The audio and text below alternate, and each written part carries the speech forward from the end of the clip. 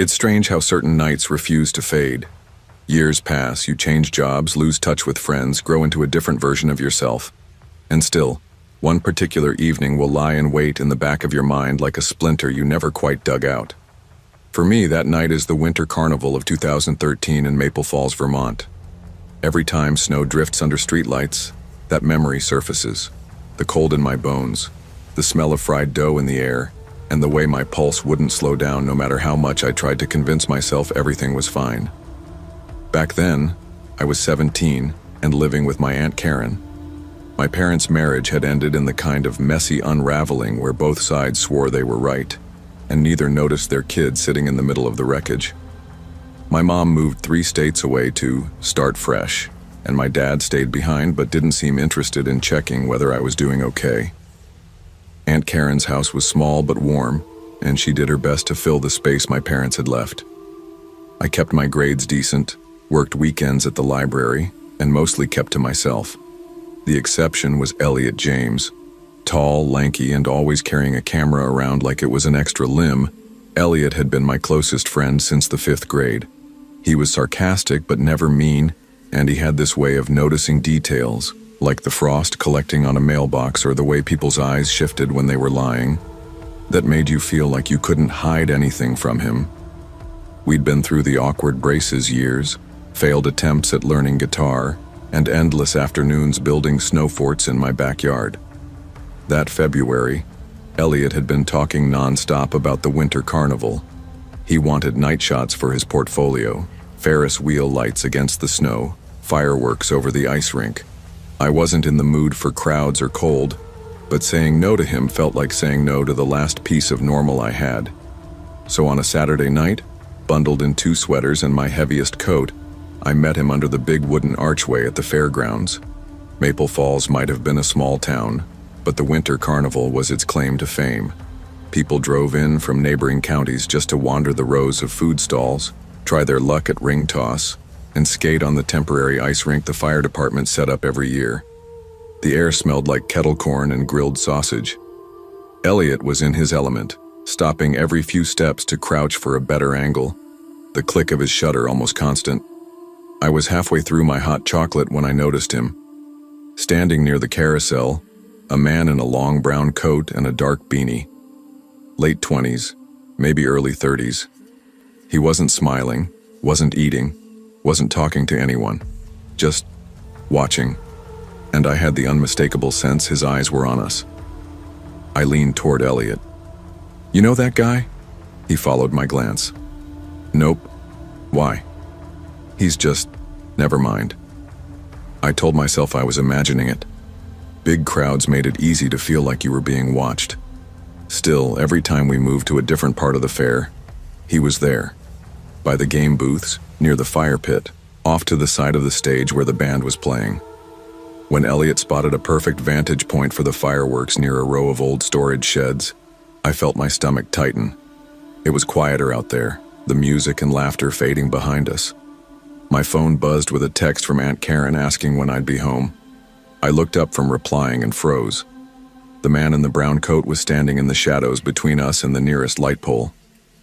"Elliot," I whispered, "we should go back." "One sec, this shot's perfect."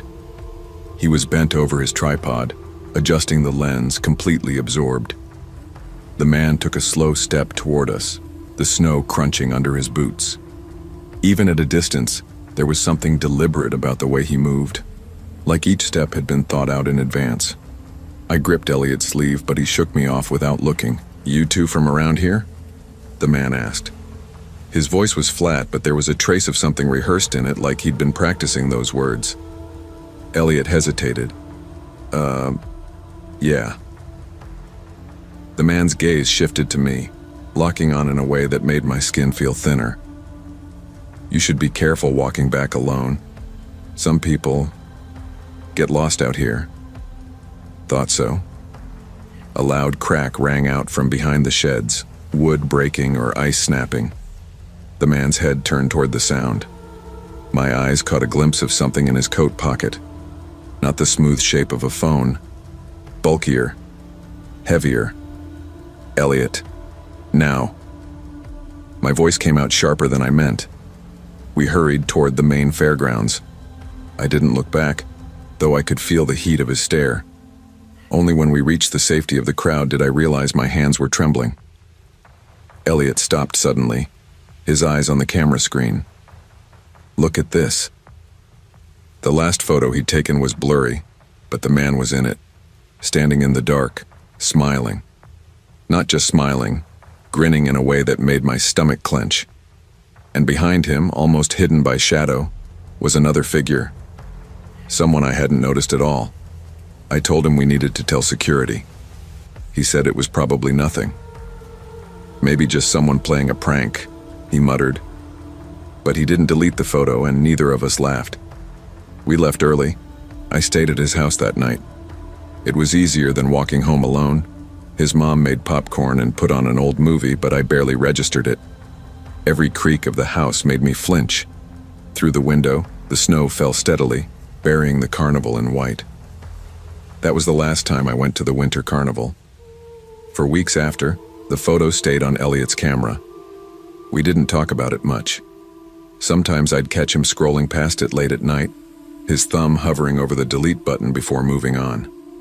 I told myself it was nothing, a weird coincidence, and that we'd been caught up in the tension of the moment. But deep down, I didn't believe that. About a month later, I was walking home from the library when I spotted a long brown coat across the street. My heart jumped before my brain could catch up. The man was halfway down the block, head bent, moving with that same unhurried pace. It might not have been him. I told myself coats like that weren't rare. But when he reached the corner, he stopped, turned his head, looked directly at me. Then he kept walking. I went straight to Aunt Karen's, locked the door, and didn't tell her. I didn't want her thinking I was making things up for attention. Elliot started acting different too. He was quieter, distracted. He'd skip our usual walks after school, saying he had editing to do.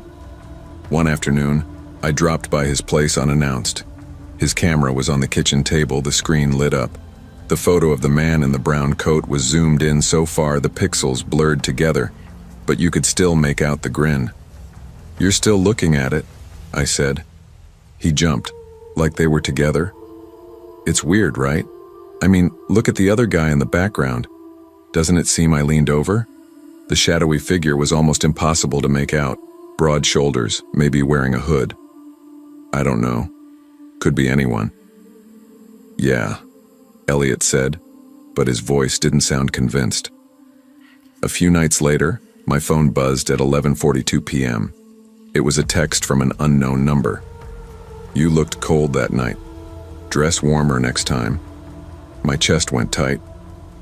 I showed it to Elliot the next day, and his face drained of color. "Respond," he said. "Just don't." Don't, but by then I knew. Whoever had been watching us that night at the carnival hadn't stopped. After that text, I couldn't shake the feeling of being followed. I started checking behind me every time I walked home, taking longer routes just to see if anyone was keeping pace. Most nights the streets were empty, but sometimes I'd catch a flicker of movement in the reflection of a shop window, or the crunch of footsteps in the snow that stopped when I stopped. I told myself it was just nerves. That's what fear does. It teaches you to doubt your own senses. One night in March, Elliot called and told me to meet him at the diner. He sounded urgent. When I got there, he was sitting in a booth with his camera bag open and a manila envelope in front of him. He didn't even say hello, just slid the envelope across the table. Inside were printed photos, grainy, taken at night, from a distance. They were of us, at the carnival, at the library, walking home. In one, I was standing at my aunt's mailbox, head down, flipping through letters. "These were in my locker this morning," he said. No note, no explanation. I stared at the photos. "You think it's him?" Elliot nodded slowly. "Look at the angle. They're taken from far away, but always the same height. It's like he's using the same lens every time." I didn't want to believe it, but the truth was, I'd known for weeks something wasn't right. Whoever this was, they weren't just lurking at public events anymore. They were in our neighborhoods. That night, I asked Aunt Karen if I could start staying later at the library to help with closing. She didn't question it, just reminded me to take the well-lit streets home. I didn't tell her about the photos or the text. Part of me thought saying it out loud would make it worse, but the silence didn't keep him away. The last time I saw the man in the brown coat was in early April, a week before the snow melted for good. Elliot had convinced me to walk out to the old railway bridge for some sunset shots. The place was deserted, just a stretch of rusted steel over the river and the faint hum of water below. We were halfway across when I saw him. He was standing at the far end of the bridge, hands in his coat pockets, face shadowed by the sinking sun. That grin, I recognized it instantly. "Elliot," I said quietly. "I see him." His voice was tight. He raised his camera like he was about to take a picture, but the man took one slow step forward. Then another. There was nowhere to go except back the way we came. My legs felt heavy, but I forced them to move. The man didn't speed up, didn't shout, just kept closing the distance with that deliberate walk. Halfway back to solid ground, I heard Elliot's shutter click twice, then stop. I didn't look back until we hit the road. When I did, the man was gone. Just empty bridge behind us. We went straight to the police station. They took our statements, glanced at the photos, and said there wasn't much they could do without proof of a direct threat or trespassing. That night, Elliot called and said he'd finally deleted the carnival photo.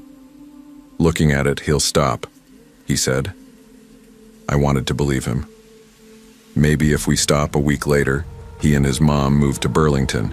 My aunt said it was for a job opportunity, but I never got the real reason from him. We still text sometimes, but we don't talk about the winter carnival. As for me, I still live in Maple Falls. I still walk past the fairgrounds in winter. And every so often, just at the edge of the snow-lit dark, I swear I see a tall figure in a brown coat, standing too still to be anyone in a hurry. Watching, waiting. You can tell yourself it's nothing. You can try to explain it away. But when something feels wrong, trust your instincts. Fear might lie to you, but so can comfort. And sometimes, the worst mistake is convincing yourself there's no danger at all. There are certain mornings that seem ordinary until you look back and realize they were anything but. Years later, you remember every detail: the smell of coffee in the air, the scrape of a chair against tile, the way someone's voice sounded when they said your name. I've carried one of those mornings with me since April 2016, when I was 20, and still figuring out what kind of person I wanted to be. That spring, I just moved to Port Townsend, Washington. It wasn't a big move, just across the state, but it felt like an entirely different world. My cousin offered me a couch in his tiny apartment above a laundromat while I started my first semester at the local community college. The floor shook when the dryers downstairs kicked on. The walls were thin enough to hear the neighbor's TV, and the kitchen was barely big enough for two people to stand in. But it was cheap, and it was temporary. Lena Carter had been my best friend since sophomore year of high school. She'd transferred to the same college a month earlier, fresh off a messy breakup with a guy who seemed to drain the light out of her. We fell back into our old rhythm quickly, spending most mornings together at the Velvet Bean, a cozy coffee shop tucked between an antique bookstore and a bike repair shop. The place had big front windows that looked out over the street, a rotating display of local art on the walls, and a permanent soundtrack of soft indie music. Our corner booth was tucked away from the main flow of customers, just enough privacy to make it feel like our little hideout. On that particular morning, the sky was a uniform gray, and the fog made the fairy horns sound close enough to touch. Lena was doodling in the margins of her notebook, a habit she'd never broken, while I worked through a reading for Intro to Sociology. We'd already downed our first Americanos, and were halfway through our second when the door opened. A couple walked in first, both in their mid-30s, dressed sharp like they'd come from some business meeting. With them was a girl, maybe 8 or 9, wearing a faded yellow sweater and clutching a small stuffed rabbit. She had straight brown hair and eyes that didn't seem to focus on anything in the room. Lena followed my gaze. "Cute bunny," she said quietly. "Looks..." I don't know. Not happy. Weird place to bring a kid, though. I noticed the same thing. Not just the lack of a smile, but the faint bruises along her wrist, just visible when her sleeve slipped. The couple ordered drinks and took a table across from us. They spoke in low, quick whispers, leaning toward each other in what looked like an argument. The girl sat still, gripping her rabbit like it was the only thing keeping her anchored. The woman's phone rang and both adults stepped outside to answer it, leaving the girl alone. I exchanged a look with Lena. Something about the way the girl kept glancing toward the door made my stomach knot. "You thinking what I'm thinking?" Lena asked. "Yeah," I said, already sliding out of the booth. I approached her slowly, crouching down so I wasn't towering over her. "That's a nice bunny. What's his name?" "Hey," I said gently. She hesitated, looking at me like she wasn't sure if I was real. "Oliver," she said finally, voice soft. "That's a good name," I said. "I'm Mia. Is everything okay?" She glanced toward the window where the couple stood with their backs to us. "Can't talk to people." They said the way she said it, not whiny, not defiant, just flat, made something twist in my chest. I noticed her nails were bitten down to the skin, some even raw. "Do you want to help me pick out a cookie for Oliver?" I asked, nodding toward the counter. She didn't smile, but she slid off her chair and followed me. Ty, the barista, was polishing mugs. We'd talked before about how he'd handled drunk customers and even broken up a fight in the shop once. I gave him a look I hoped he understood. While the girl scanned the pastry case, Lena pulled out her phone under the table and started typing fast. I knew she was either looking up the non-emergency police number or texting someone who could respond quickly. The door slammed open. The man strode in, his voice tight. "Come here. Now." The girl froze. I stepped in front of her without thinking. She was just, "Not your business," he snapped, stepping closer. His hand reached for her shoulder. Lena stood, voice steady. "Police are on their way." He stopped mid-step. His expression flickered. First anger, then something colder. He glanced at the woman outside, then back at us. "You don't know what you're doing." Ty came around the counter, phone in hand. "Regret," he said evenly. "Might want to leave before you do something you—" The man's jaw tightened. Without another word, he turned and walked out, yanking the woman by the arm. The girl started crying quietly, her face buried in the rabbit's worn fur. Lena wrapped an arm around her and guided her back to our booth. I sat across from them, watching the window in case the couple came back. Ty called the police, his voice low but urgent. "Possible missing child," I heard him say. "Adults, mid-30s, male and female, left in a hurry. Heading east on Water Street." 2. The officers arrived within 10 minutes. One knelt beside the girl and spoke to her gently, while the other asked us for descriptions and details. I told them about the bruises, the distant look in her eyes, how she said she wasn't allowed to talk to people. Lena added what she'd seen, her tone clipped and certain. When the officers walked the girl outside, one of them paused. "From Kitsap County for 2 weeks," he said. "You did the right thing. She's been reported missing." The door shut behind them, and suddenly the coffee shop felt too quiet. Lena sat back, staring at her untouched drink. "We almost didn't say anything," she whispered. "Yeah," I said. My hands were still shaking. We stayed another hour, just sitting there. Every time the bell over the door jingled, I found myself glancing up, half expecting the man to return. That night, lying on the pull-out couch in my cousin's apartment, I kept replaying it all in my head. The girl's eyes, the bruises, the man's voice when he said we didn't know what we were doing. He was wrong. We knew exactly what we were doing. What scared me was how easily we could have done nothing. The next week, Lena and I went back to the Velvet Bean like normal. We sat in our corner booth, drank our coffee, and pretended everything was the same. But every so often, we'd catch each other glancing toward the door, listening for the sound of a slam or a voice cutting through the room. Ty told us the police had called him later that day to thank him.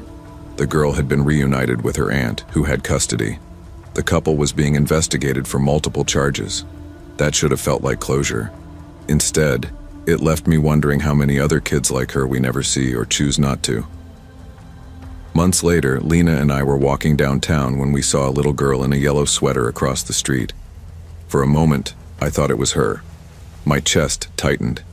Then the girl laughed and ran toward her mom, holding an ice cream cone. Lena noticed my expression. "You okay?" "Yeah," I said. But it wasn't true. That morning in the coffee shop had changed something in me.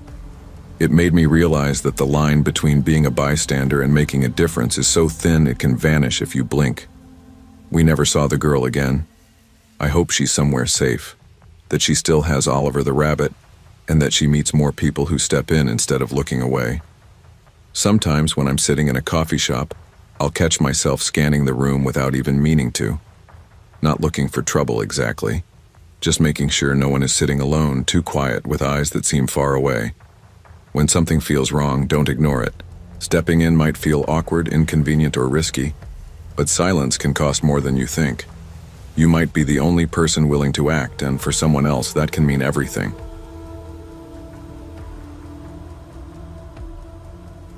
It's strange how a memory can feel like it belongs to a dream until you start pulling at the details. The warmth of the air that night, the way the light above the parking lot flickered just a little too slow, the sound of footsteps in a hallway where there shouldn't have been any. That trip in May 2019 was supposed to be nothing more than a much-needed escape, a long weekend away from our cramped apartment, the never-ending hum of college life in Flagstaff, and the kind of stress that makes you feel like your bones are tired. Sophie Hale had been my best friend for 6 years by then. We met in sophomore year of high school. Two awkward kids who bonded over late-night diner coffee and a shared ability to find trouble in small towns. In college, we somehow managed to stay roommates without killing each other, though it meant tolerating the constant sound of her late-night documentaries and my bad habit of eating cereal at 3 a.m. She found the hotel in Santa Fe online, an old roadside place off Route 285 with bright turquoise doors and a neon cactus sign that buzzed faintly in the photos. "It's quirky," she told me, grinning over her laptop. "We'll be like Thelma and Louise without the crime spree." Our first day was exactly what we needed. We wandered through art galleries until our feet ached, bought more turquoise jewelry than either of us could justify, and sat in a hole-in-the-wall restaurant eating green chili enchiladas until the owners gently hinted it was closing time. The air was warm and carried the faint smell of mesquite smoke as we drove back to the hotel, laughing about nothing in particular. And then I saw him. He was standing under the far streetlight at the edge of the lot, hands buried in his pockets, head tilted slightly as if studying something in the dark. The flickering bulb made his outline shift, like a badly cut frame in an old film reel. I wouldn't have thought much of it if not for the way his eyes seemed to lock on us as soon as we pulled in. "Do you know him?" I asked quietly. Sophie glanced his way without slowing down. "Nope, probably just another guest." We got to our room, locked the door, and pulled the curtains tight. Sophie flipped on the TV, her voice casual as she told me not to start imagining things. But something about the way his gaze had lingered stuck with me, like he wasn't just looking, but recognizing. It was close to midnight when I heard the footsteps. They were slow, even, getting closer. Sophie muted the TV. We both sat there waiting. The sound stopped right outside our door. Then came the knock. Not a polite tap, a single, heavy thud against the wood. I went to the peephole. The man from the parking lot stood perfectly still, eyes fixed forward. He didn't sway, he didn't shift, he just waited. We didn't answer. After a long moment, he turned and walked away. The sound of his footsteps faded, but it didn't feel like he'd gone far. The next morning, we went down for breakfast in the small lobby. I spotted him immediately, sitting alone by the window, stirring his coffee in slow circles, but never lifting it to his mouth. Sophie avoided looking at him, but I couldn't help noticing the way his eyes followed us as we walked past. Not a glance, a steady, unblinking track until we stepped outside. We tried to enjoy the day, wandering through museums and lingering over street food, but I found myself checking over my shoulder more than once. No one was there, but that didn't make me feel any better. When we came back that evening, the hallway to our room was empty. We'd just reached our door when I heard it. Footsteps behind us, fast and deliberate. Sophie fumbled with the keycard. I turned just enough to see him. He was closing the distance, his eyes locked on us like they'd been in the parking lot. We slipped inside, the door latching just as he reached it. Another single knock, then silence. The front desk clerk didn't seem particularly concerned when we called. "Ma'am," she said, her voice tinny through the phone. "Unless he tries to enter your room, there's not much we can do. He's probably just another guest." I looked at Sophie, who was sitting cross-legged on the bed, the remote still in her hand. Her brows knit together. "What if he's not?" I asked the clerk. A pause. Then, "We'll make a note in the system." We hung up, neither of us feeling better. Sophie tried to distract herself with some cooking show, but I found myself staring at the narrow gap between the bottom of the curtains and the carpet. The light outside shifted occasionally when someone passed by. Every time, my heart jumped. That night, I barely slept.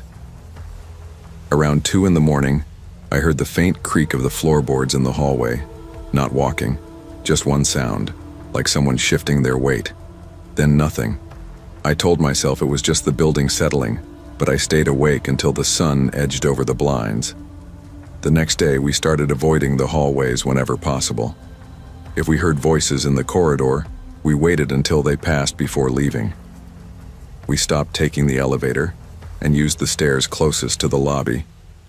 It was exhausting, but the thought of running into him again in some quiet stretch of carpeted hallway was worse. By the third day, we were counting down the hours until checkout. We planned to leave early, but that evening we made the mistake of staying out just a little too long. When we returned, the parking lot was dim. 2 of the overhead lights had gone out.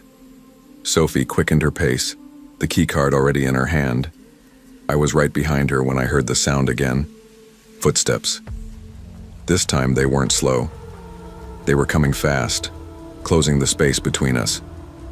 We both turned. He was there, moving quickly, no expression on his face. We reached the door, shoved it open, and slammed it shut behind us. My hands shook as I slid the security latch in place.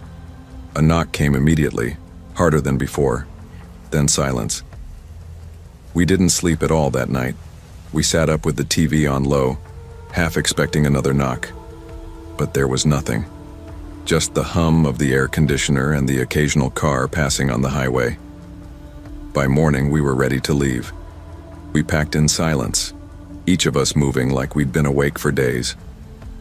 When we carried our bags to the lobby, the clerk at the desk glanced up and said, "Checking out early?" I wanted to tell her everything, the knocks, the footsteps, the way he'd just stood there. But the words felt heavy in my throat. Outside, the air was already warm. We loaded our bags into the car. Sophie shut the trunk, then froze. He was leaning against a silver sedan at the far end of the lot, arms crossed loosely. This time he was smiling. Not a wide grin, just a small, knowing curl of the lips. "Have a safe trip," he said. We didn't answer. We got in the car, locked the doors, and drove. It wasn't until we hit the highway that Sophie spoke. I don't think he was a guest. Neither did I. We drove the first 20 miles in silence, the desert flattening out around us, the morning sun turning everything gold. I kept checking the rearview mirror, half expecting to see that silver sedan trailing us. But the road behind was empty. It wasn't until we stopped for gas near Española that we spoke. Sophie leaned against the car, arms folded. "Do you think he knew what room we were in?" she asked.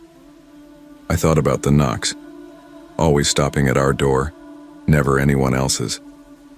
"Yeah," I said. "I think he knew."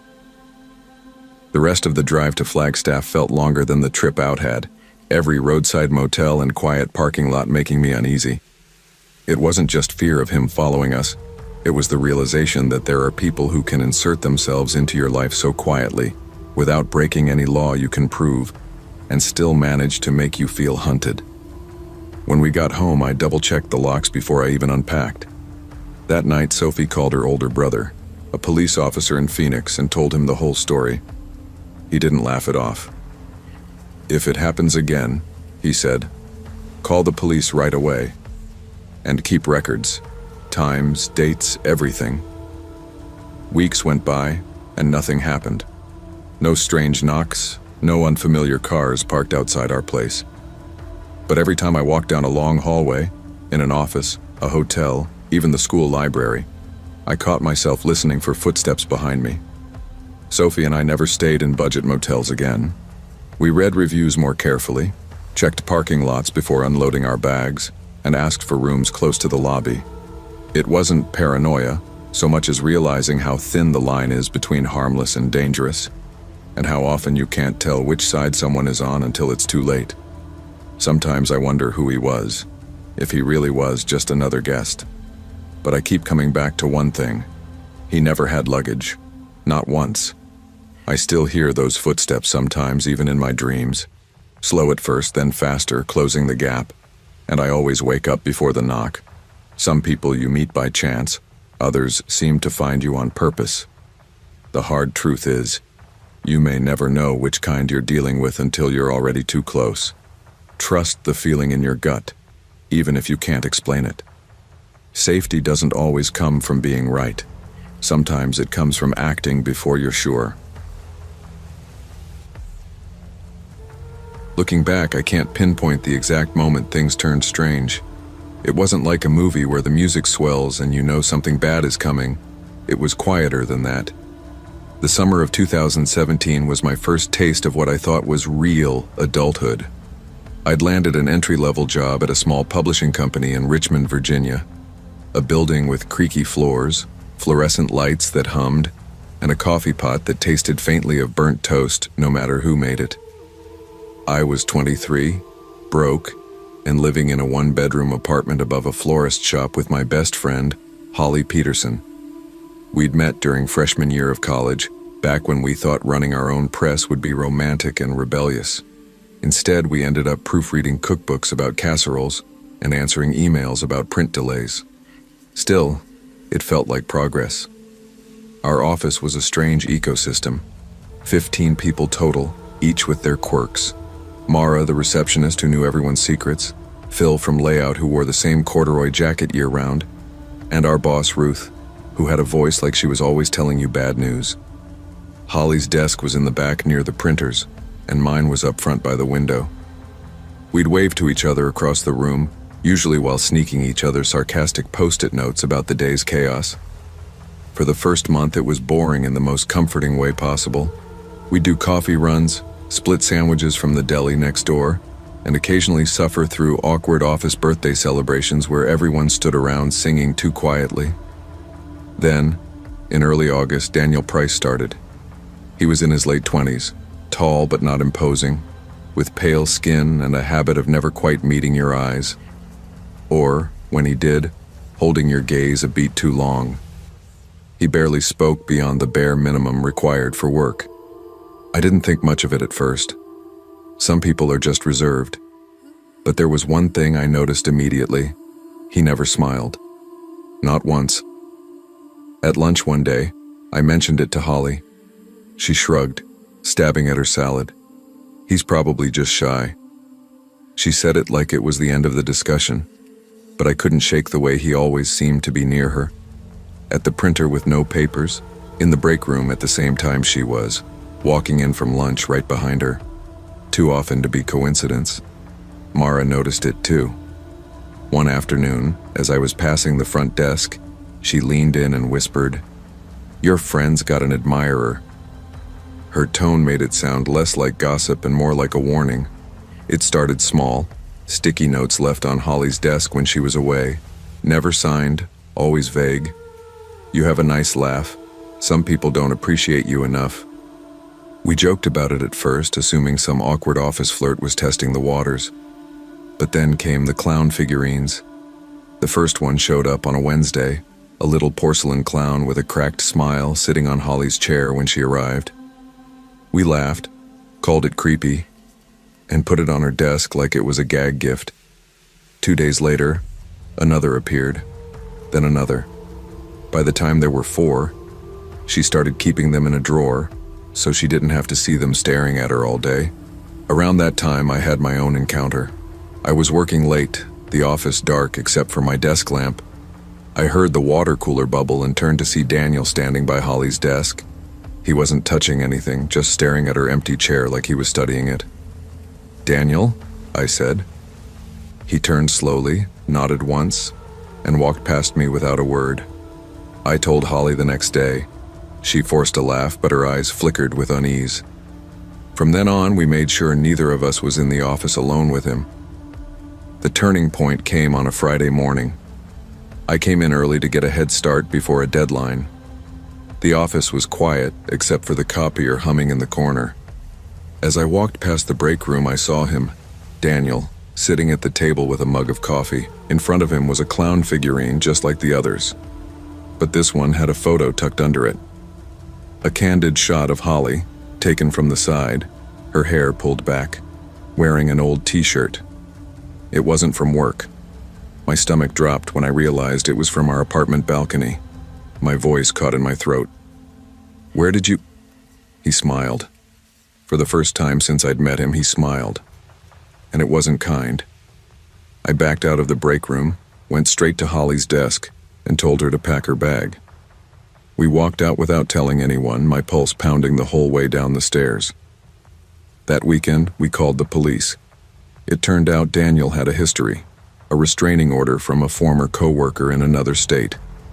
The details were enough to make my hands shake while I listened. The company fired him on Monday, but that wasn't the end. Within 2 weeks, Holly started getting envelopes with no return address. Inside each one was a single clown sticker, no note, no explanation. Just the sticker, staring back at her from the kitchen table. We reported it, but nothing came of it. Without proof of who sent them, the police couldn't do much.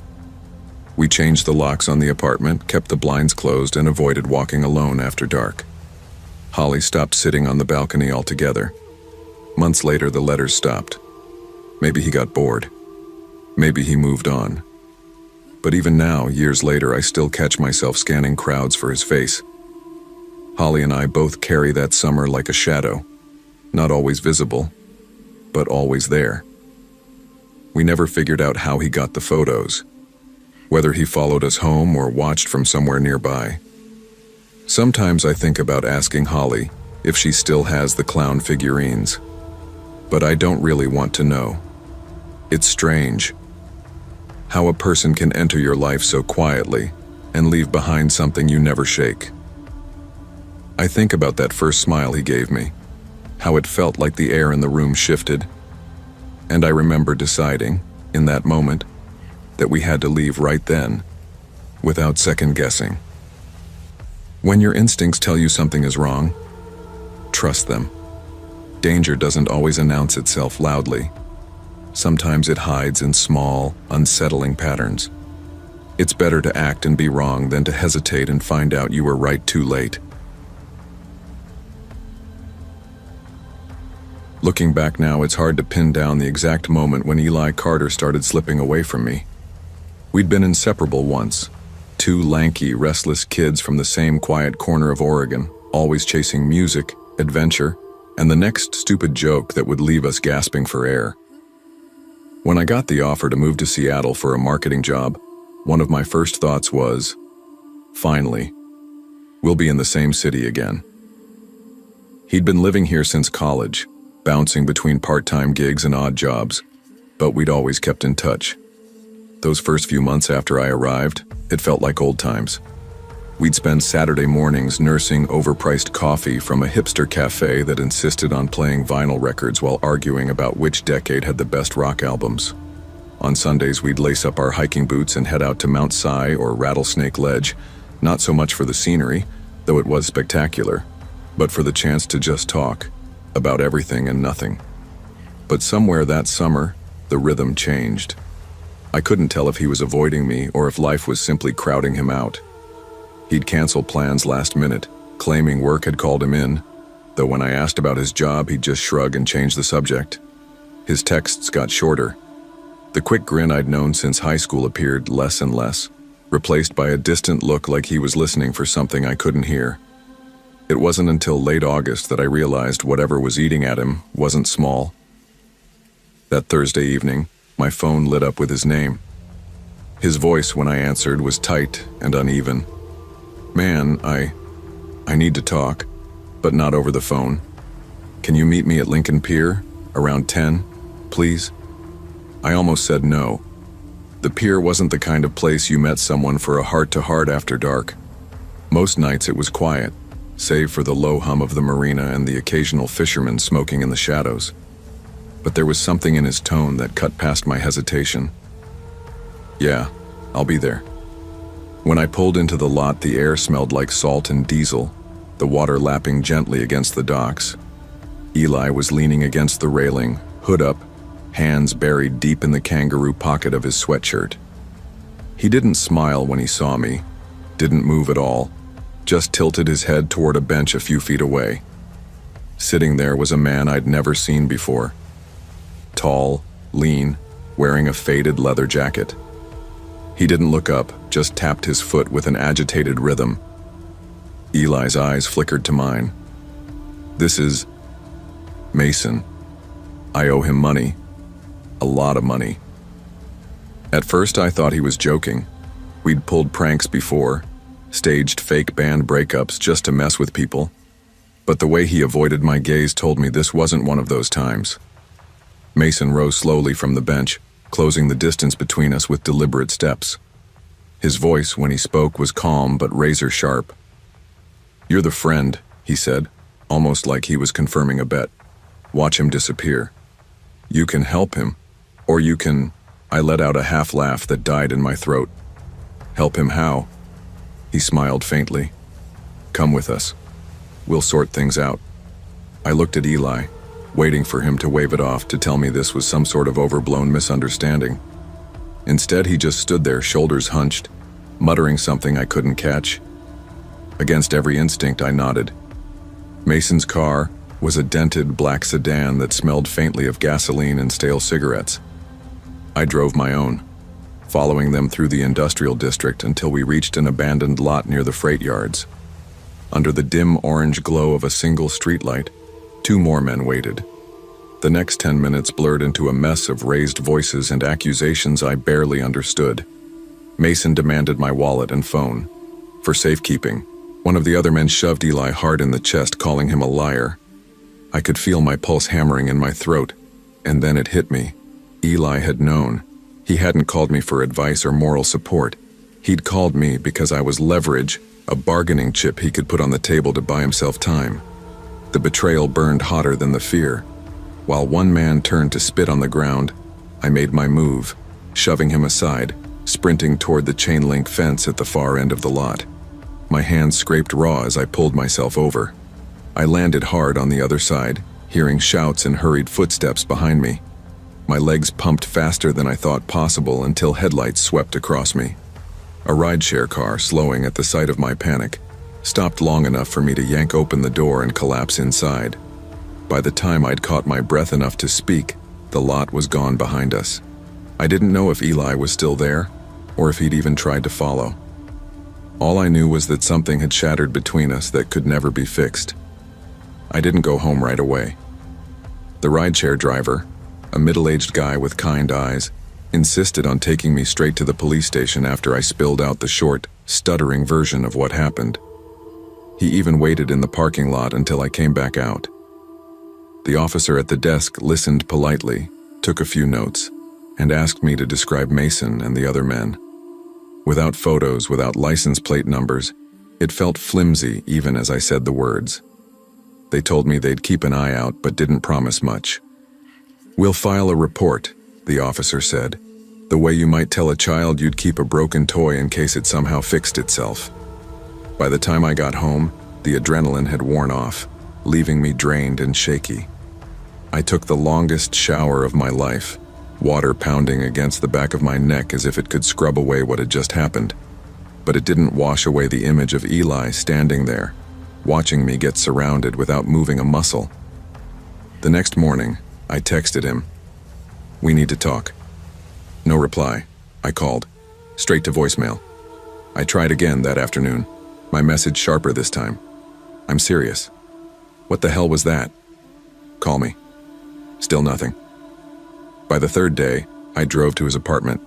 The blinds were drawn. A thin strip of tape with a realty company logo was stuck to the doorframe, like they'd just changed the locks.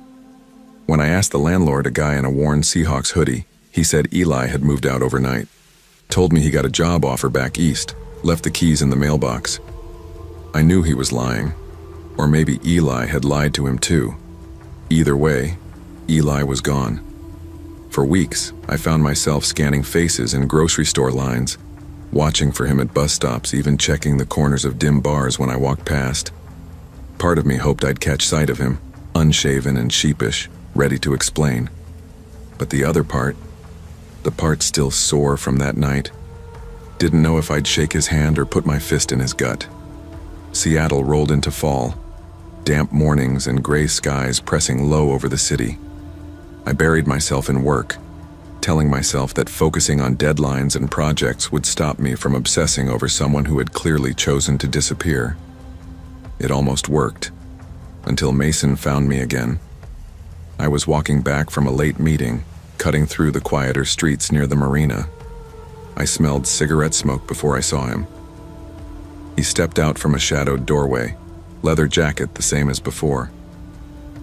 "Been a while," he said, smiling faintly. I froze. "Where's Eli?" He took a slow drag from his cigarette, exhaling toward the streetlight. "Some people don't want to be found." "That's not an answer." He tilted his head. "It's the only one you're getting." Before I could press him, a pair of headlights swung down the street. Mason dropped his cigarette, ground it out with his boot, and stepped back into the shadows. By the time the car passed, he was gone. That night, sleep was impossible. My mind replayed his words in a loop, trying to pry meaning from them. Did it mean Eli was hiding by choice? Or that he couldn't come back even if he wanted to? The next morning I filed another police report, but it felt like tossing pebbles into the ocean. They noted it, thanked me, and promised nothing. I told myself to let it go. People change, friends drift apart. But deep down, I knew it wasn't that simple. The city felt different now, narrower somehow. Every alley, every dim parking lot seemed like a place I might see Mason again. Winter came early that year, Seattle's streets shimmering with rain that felt colder than snow. By December, I had stopped expecting to hear from Eli, but forgetting him was another matter entirely. It's strange how someone can be absent for months and still be everywhere. In the coffee shop we used to haunt, in the empty space next to me on a trail, in the first few notes of a song we both loved. One Friday night just before Christmas, I left work late and decided to take the long way home along the waterfront. The pier was nearly deserted, the air sharp with salt and diesel, just like the night everything had changed. That's when I saw him. Eli was standing near the far end, hood up, hands stuffed into his pockets. For a second I thought about turning away, pretending I hadn't seen him. But before I could move, he looked up and met my eyes. I walked toward him, every step pulling up a different memory, and every one of them tainted now. He didn't smile, didn't apologize. He just said, "You shouldn't be here." "Neither should you," I shot back. He looked thinner, older somehow, though it had only been a few months. "It's not safe," he said. "For you, or for me?" "Both." I wanted to ask what he meant. I wanted to demand an explanation for that night, for disappearing, for using me like a pawn. But before I could, Mason appeared out of the darkness, his voice as smooth as the first time we met. "Time to go." Eli didn't argue.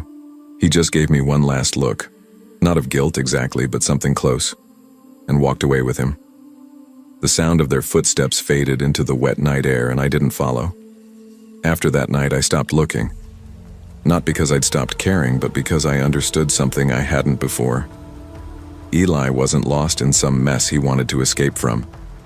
He'd chosen his path, even if it meant burning the bridge between us.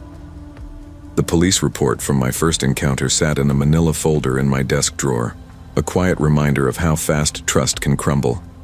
I never added to it. I didn't call the department again. I didn't walk the marina after dark.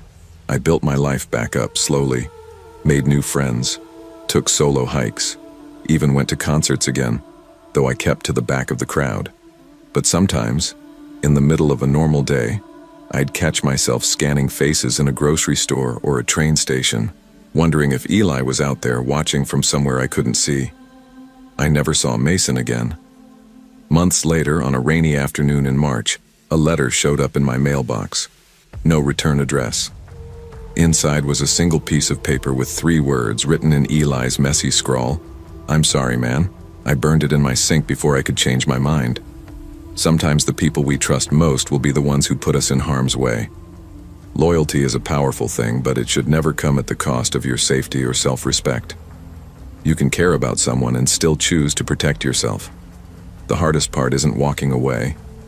It's learning to live with the fact that the person you thought you knew was never quite the person they really were. I never thought much about the way certain days begin. You wake up, make your coffee, check your phone, and carry on under the assumption that it's just another dot on the calendar. But sometimes, looking back, you realize there was something strange in the air from the moment you opened your eyes, like the day had already decided where it was taking you, whether you agreed or not. That Monday morning in late October of 2019 felt like one of those days. I'd been in Cedar Hill for 3 years, long enough to know the rhythm of the town, the slow mornings at the diner, the hiss of buses pulling away from the terminal, the way the forest smelled just before the snow came. I worked from home as a freelance illustrator, or at least I tried to. My biggest client, a small press that put out niche graphic novels, had gone radio silent 2 months earlier, leaving me scrambling for rent. I picked up bits of work where I could, pet portraits, commissioned character art for indie authors, but it never quite added up. That night, I'd been visiting my friend Molly in a neighboring suburb. Molly had that sort of warm, bustling apartment where you could lose track of time just listening to her talk. We ordered takeout, opened a bottle of wine, and before I knew it, the clock read 10:47 p.m. "You better hustle if you want to make that last bus," she said, handing me my coat. "You're crashing here." "You miss it," I laughed. "I'll make it. The terminal's what, 15 minutes from here?" It ended up being closer to 20, and by the time I reached the Cedar Hill bus terminal, my breath was coming out in sharp clouds. October in Vermont wasn't gentle. The cold had that metallic edge that works its way through gloves and settles in your bones. The place was almost deserted. A flickering vending machine hummed near the entrance. Somewhere in the far corner, a janitor in a faded hoodie pushed a broom slowly, like he had all night to finish the job. I noticed a man sitting on one of the benches, long green coat, shoulders hunched, still as a statue. He looked up briefly when I walked in, and his eyes caught the overhead light just enough to make me look away. I sat 2 benches away from him, hugging my sketchbook to my chest. My phone screen told me I had 8% battery left, just enough to text Molly that I'd made it. The janitor disappeared into a storage closet, and the air seemed to get heavier in his absence. That's when the man spoke. "Do you believe in patterns?" His voice was low, rasping, as though he hadn't used it in hours. I glanced over. Not really sure what you mean." He leaned forward, resting his elbows on his knees. "Some nights, they're designed to happen in a certain way, no matter what you do. You can change the order of the steps, but you can't change where you end up." I gave a small, polite smile, the kind you give strangers when you don't want to encourage more talking. "That so?" He nodded once, eyes fixed on me. "You'll see." Before I could think of a way to end the conversation, the hiss of air brakes filled the room. The last bus had arrived. The relief that came when those headlights spilled across the terminal windows was almost physical. I stood slinging my bag over my shoulder. The bus door opened with a groan and I climbed aboard quickly. The driver wasn't the man I usually saw. Tom, a stocky older guy with a quick smile who liked to tell corny jokes. This driver looked younger, maybe mid-30s, but his face had a drawn, unhealthy pallor. His eyes were sunken, and when he smiled, it didn't seem to reach anywhere near them. "Evening," I said, swiping my pass. He gave a short nod, that strange smile still fixed in place. I chose a seat in the middle out of habit, close enough to the driver to feel safe, far enough not to be in his mirror constantly. The man in the green coat boarded next, taking a seat 2 rows behind me. The bus pulled away from the terminal, the engine grumbling. The windows reflected the inside lights for the first few blocks, but once we hit the outskirts of town, the glass turned black, showing only the trees sliding past. I told myself it was just a normal ride. In 20 minutes, I'd be unlocking my apartment door, heating up the leftover pasta in my fridge, and curling up under the blanket my grandmother had knitted. But 20 minutes came and went. The road outside was unfamiliar. No gas stations, no street lamps, just dense forest pressing close to the edge of the asphalt. I frowned, leaning toward the aisle to see ahead. After another 10 minutes, I got up and walked to the front. Voice steady. "Is this the Cedar Hill route?" "Excuse me," I said, keeping my... The driver met my eyes in the rearview mirror. That same strange emphasis the man in the terminal had used. "We're getting there. Eventually." His voice had behind me. I heard a low chuckle. The man in the green coat. My fingers tightened on the seat back. "This doesn't look like the route," I said. The driver just smiled again and turned his eyes back to the road. I walked back to my seat, my pulse thudding in my ears. The bus kept going, deeper into the dark. I couldn't stop glancing over my shoulder. In the dim reflection of the window, I could see him, the man in the green coat, leaning slightly forward, elbows on his knees, his eyes fixed on me. He didn't blink often.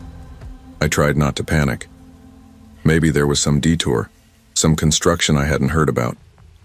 But why hadn't the driver announced it? Why hadn't anyone else boarded?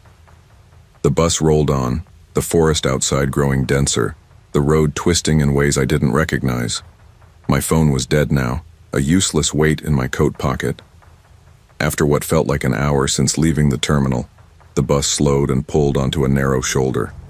There was no signpost, no houses, not even the faint glow of a distant porch light. The driver turned in his seat to look at me. "This is your stop." I stared at him. "No, it's not. I'm not getting off here." His smile widened, but his eyes stayed flat. "It is tonight." I felt the shift in the air behind me before I saw it. The man in the green coat stood moving into the aisle. His presence filled the narrow space, blocking the way to the back. "I think there's been a mistake," I said, my voice tighter than I wanted it to be. "No mistake," the man said softly. "It's just how it goes." The open bus door let in a gust of icy air. I could hear the wind in the trees, a deep rushing sound like the ocean in a seashell. I gripped my sketchbook like it could somehow defend me. My options were slim: push past him toward the back and pray there was an emergency exit, or take my chances out there in the dark. The driver tapped the steering wheel impatiently. Time to move. I took a slow step forward, then another, my mind racing. The ground outside was hard, frozen under a thin skin of frost. The moment I stepped down, the bus door hissed shut behind me. The rumble of the engine faded as it pulled away, leaving me alone with the man in the green coat. The headlights swept over the trees one last time before disappearing. "You'll be fine," he said, "if you keep walking." "Where am I?" I asked. "Somewhere between where you were and where you're going," he said. Then he smiled faintly, as if the words were a private joke. I turned away from him and started walking down the road. My breath puffed white in the dark. My toes ached in my boots, and each step made me more aware of how far I was from anything familiar. Every few seconds I glanced back. The man wasn't following, but he was still there, standing exactly where I'd left him, his silhouette a dark slash against the trees. The road curved sharply, and for a brief moment I couldn't see him anymore. That should have been a relief, but instead my chest tightened. The silence was too complete. No crickets, no rustle of leaves. Just the steady rhythm of my own footsteps. Somewhere ahead, a faint light appeared. I quickened my pace, hope flaring. It turned out to be an old gas station, boarded up and long abandoned. The windows were dark, but a dented metal trash can lay tipped on its side near the entrance. I don't know what made me look behind me then, but when I did, the road was empty. The man was gone. That was almost worse. I kept walking. My legs burned, my hands were numb, and the cold had crept into my jaw so badly that my teeth ached. Eventually, I saw the faint orange glow of a street lamp in the distance. When I reached it, I realized I was less than 3 miles from my apartment. I recognized the curve of the road, the sagging porch of the Miller place, the row of mailboxes leaning toward the ditch. My boots felt too heavy, so I kicked them off and walked barefoot the rest of the way. I told myself it was to be quiet, but really, I think I just wanted to feel the pavement, to know it was solid under me. As I climbed my apartment stairs, I heard it. Soft, distant laughter carried on the wind. It wasn't close, but it was clear enough to make my skin prickle. Inside, I locked the door and slid down against it, clutching my sketchbook. I stayed like that until the first light of morning bled through the blinds. I never saw the man in the green coat again. I never saw that driver again either. But some nights, when I'm walking home late, I'll see the headlights of a bus cutting through the dark in the distance, and I'll cross the street just in case. People always ask what I think really happened that night. I tell them the truth. I don't know. Maybe it was a setup. Maybe it was a mistake. Or maybe it was one of those nights, the kind the man talked about, the kind that's designed from the start. Some warnings come too late, but the ones we notice in time are only useful if we act on them. Trust your instincts, even when you can't explain why. They might be the only thing standing between you and the point of no return. Leah Simmons had been my constant since our sophomore year at the University of Oregon. We'd met in a cramped literature seminar, both of us late, both fumbling for the last 2 empty seats in the room. She'd looked at me with a lopsided grin and whispered, "Guess we're in trouble together." That was it. Our friendship was set. Over the years, we'd lived in the same apartments, nursed each other through breakups, celebrated each other's promotions, and spent too many late nights wandering dim streets just to keep talking. Life had scattered us a bit. I landed in a small apartment on the east side of Portland, while she found a cozy duplex across town. But Friday afternoons were sacred. That was when we'd meet at Maple Grind, our little corner cafe that always smelled like warm pastries and cinnamon. The cafe wasn't much to look at. Mismatched chairs, chalkboard menus, and a few chipped mugs that regulars quietly claimed as theirs. But it had the right kind of quiet, enough chatter to feel alive, enough stillness to let conversations stretch. That's where we unpacked our weeks, leaning across the table over lattes, swapping stories about bad bosses and strange dreams. It was late March 2021 when things shifted. That Friday, rain had been falling since dawn, soaking the sidewalks and turning the streets into mirrors. I was stuck in traffic, watching the minutes tick past our usual meeting time. By the time I pushed through the cafe door, shaking off the wet, Leah was already there at our spot by the window. She had her coffee untouched in front of her, hands wrapped around the mug like she was trying to draw heat from it. "You okay?" I asked, dropping into the seat across from her. She hesitated just a little too long. "Yeah, just tired." But I'd known Leah for almost a decade, and I could read the tension in the way her shoulders curled inward, the way her eyes kept darting toward the counter. That's when I saw him, tall, in a black raincoat that dripped onto the floor, standing too still while waiting for his order. His gaze moved over the room until it settled on us, lingering a beat too long. We tried to keep our conversation going, but it was forced. Leah's voice was thin, her laugh non-existent. The usual hum of the cafe was different that day, quieter, with the occasional low murmur between the baristas. One of them, a young guy with a mop of dark hair, kept pacing behind the register, glancing toward the door like he was expecting trouble. Leah leaned forward as if to say something important, but before she could, the man in the raincoat stepped up to our table. His presence was immediate and wrong, like a shadow falling over a sunny patch. "Leah," he said, his voice soft but sharp at the edges. "You weren't answering my calls." The color drained from her face. She whispered my name under her breath, not as a greeting, but as a plea. "This is Evan," she said quickly, barely looking at me, back to me. "He's been showing up places. My ex." Her eyes flicked toward him. Then I pushed my chair back and stood. "She doesn't want to talk to you." His eyes locked on mine, unblinking. "This isn't your business." Before I could answer, the barista called from behind the counter, voice loud and steady. "Sir, you need to leave." That's when Evan reached into his coat. My mind jumped to the worst. A flash of cold certainty that I was about to watch something irreversible happen. But instead of a gun, he pulled out a switchblade. The metallic click echoed in the stillness as the blade snapped open, its point aimed at me. Everything slowed.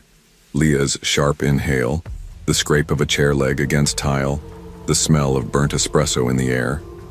Then movement exploded as a man by the door lunged at Evan, tackling him from behind. The knife clattered across the floor, spinning once before sliding under a table. The room erupted into shouts, chairs tipping over, coffee spilling. I grabbed Leah's arm and yanked her toward the back exit. Her hand was ice cold in mine as we slipped on the wet floor, pushing through the door into the alley. Rain hit our faces like needles, but we didn't stop running until we reached the next block. We ducked under the awning of a closed bookstore, both of us gasping for breath, rainwater dripping from our hair and coats. Leah leaned against the wall, her face pale and drawn, eyes darting in every direction like she expected Evan to materialize out of the shadows. "You have to tell me what's going on," I said, keeping my voice low but firm. She swallowed hard. "It's been weeks. He's been outside my place at my job. I thought maybe if I ignored him." Her voice cracked. "I didn't want to drag you into it." The sound of distant sirens cut through the rain. I didn't realize my fists were clenched until I felt my nails biting into my palms. Too late for that. "We're going to the police." Within minutes, 2 patrol cars pulled up near the cafe. We walked back slowly, cautious, but the scene was already under control. Evan was cuffed, his raincoat dark with water, his face unreadable as he was led into the back of a cruiser. The man who'd tackled him gave us a nod as if to say, "Don't mention it." Inside, officers took our statements. I could feel Leah trembling beside me, her fingers tapping nervously on the table. The knife sat in an evidence bag on the counter, its blade catching the fluorescent light in sharp glints. The officer in charge explained that Evan would be booked, but bail was possible. "We'll process a restraining order," he said, "but it'll take some time." His tone carried that bureaucratic weariness that told me this was far from his first case like this. When we stepped back out into the rain, Leah looked smaller somehow, like the weight of the day had pressed her into herself. "Can I stay at your place?" she asked quietly. "Of course." That night, she curled up on my couch under an old quilt, the television flickering in the background. I sat in the armchair pretending to read, but really just listening for any sound outside.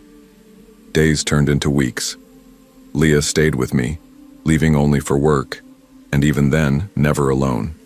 She changed her number, deleted her social media accounts, and avoided answering the door unless we were expecting someone. Every creak of the hallway made her tense. Every unfamiliar face on the street drew her eyes. I started to understand the slow erosion of normal life that comes with being watched.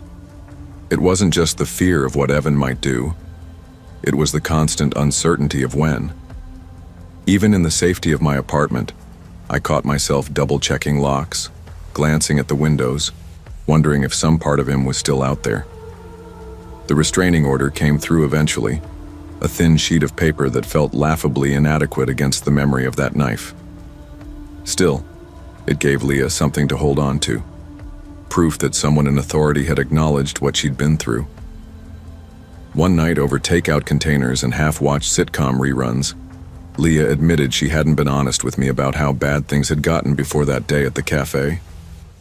"He followed me home from work once," she said, her voice barely above a whisper. "He didn't try anything, just stood across the street for hours. I thought, maybe I could handle it on my own. I didn't want to be a burden." I put down my chopsticks. "Leah, you're my best friend. You can't be a burden, but you could have been." I stopped myself before finishing the sentence.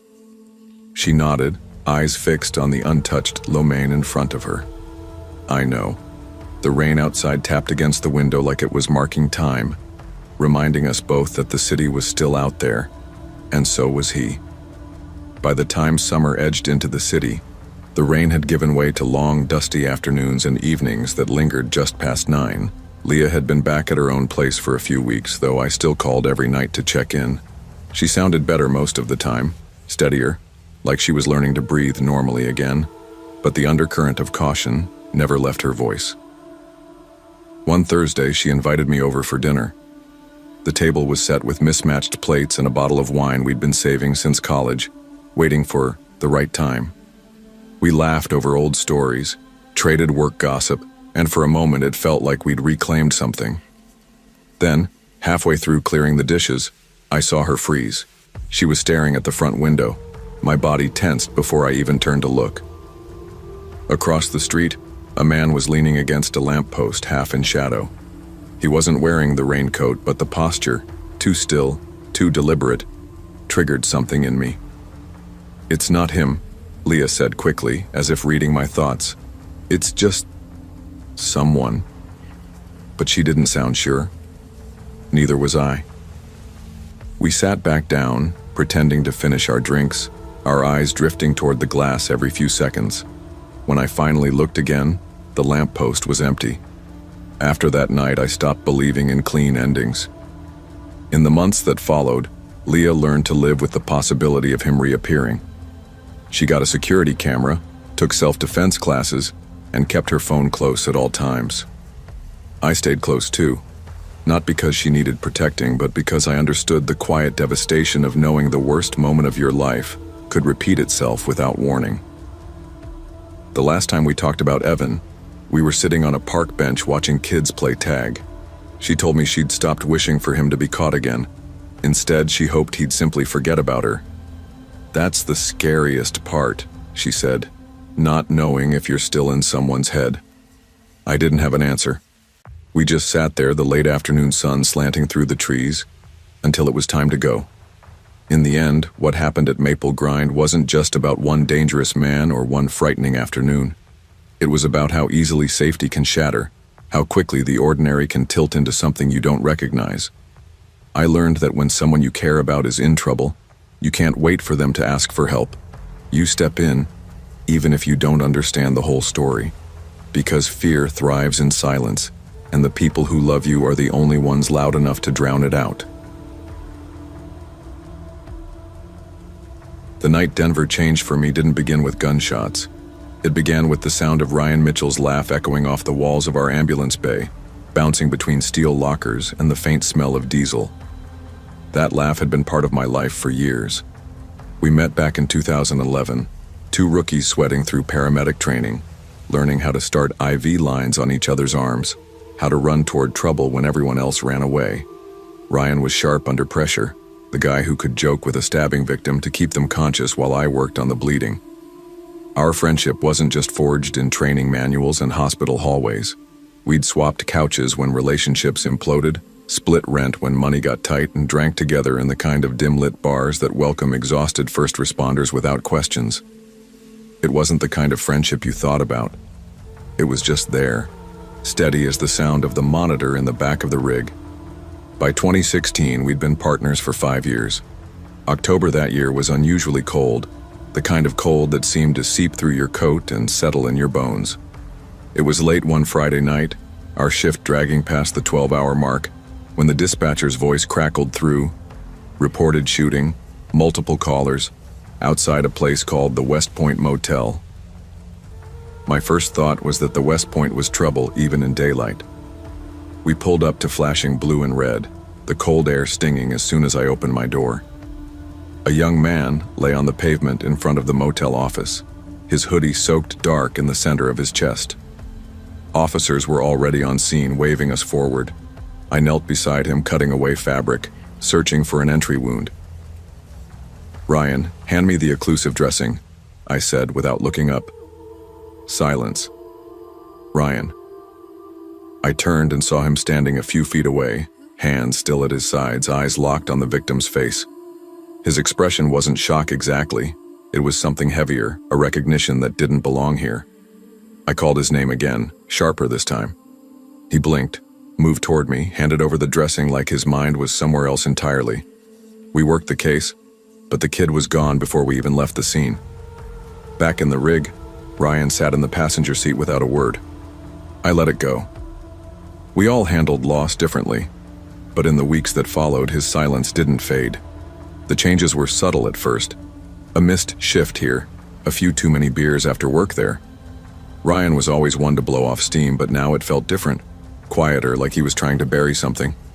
He started dodging my questions, turning conversations toward anything but that night at the West Point. Then one evening in early November, he showed up at my apartment without warning. His face looked thinner, skin pale under the porch light. "That kid," he said before I even asked him in, "at the motel, he was my cousin." I stepped aside and he came in, pacing my living room. "I didn't know he was running with those guys," Ryan went on. "Trigger. And they know I know. But I think I know who pulled the words landed like stones. I wanted to tell him we needed to go to the police, but he cut me off. "No, it'll make things worse. You have no idea what these people will do."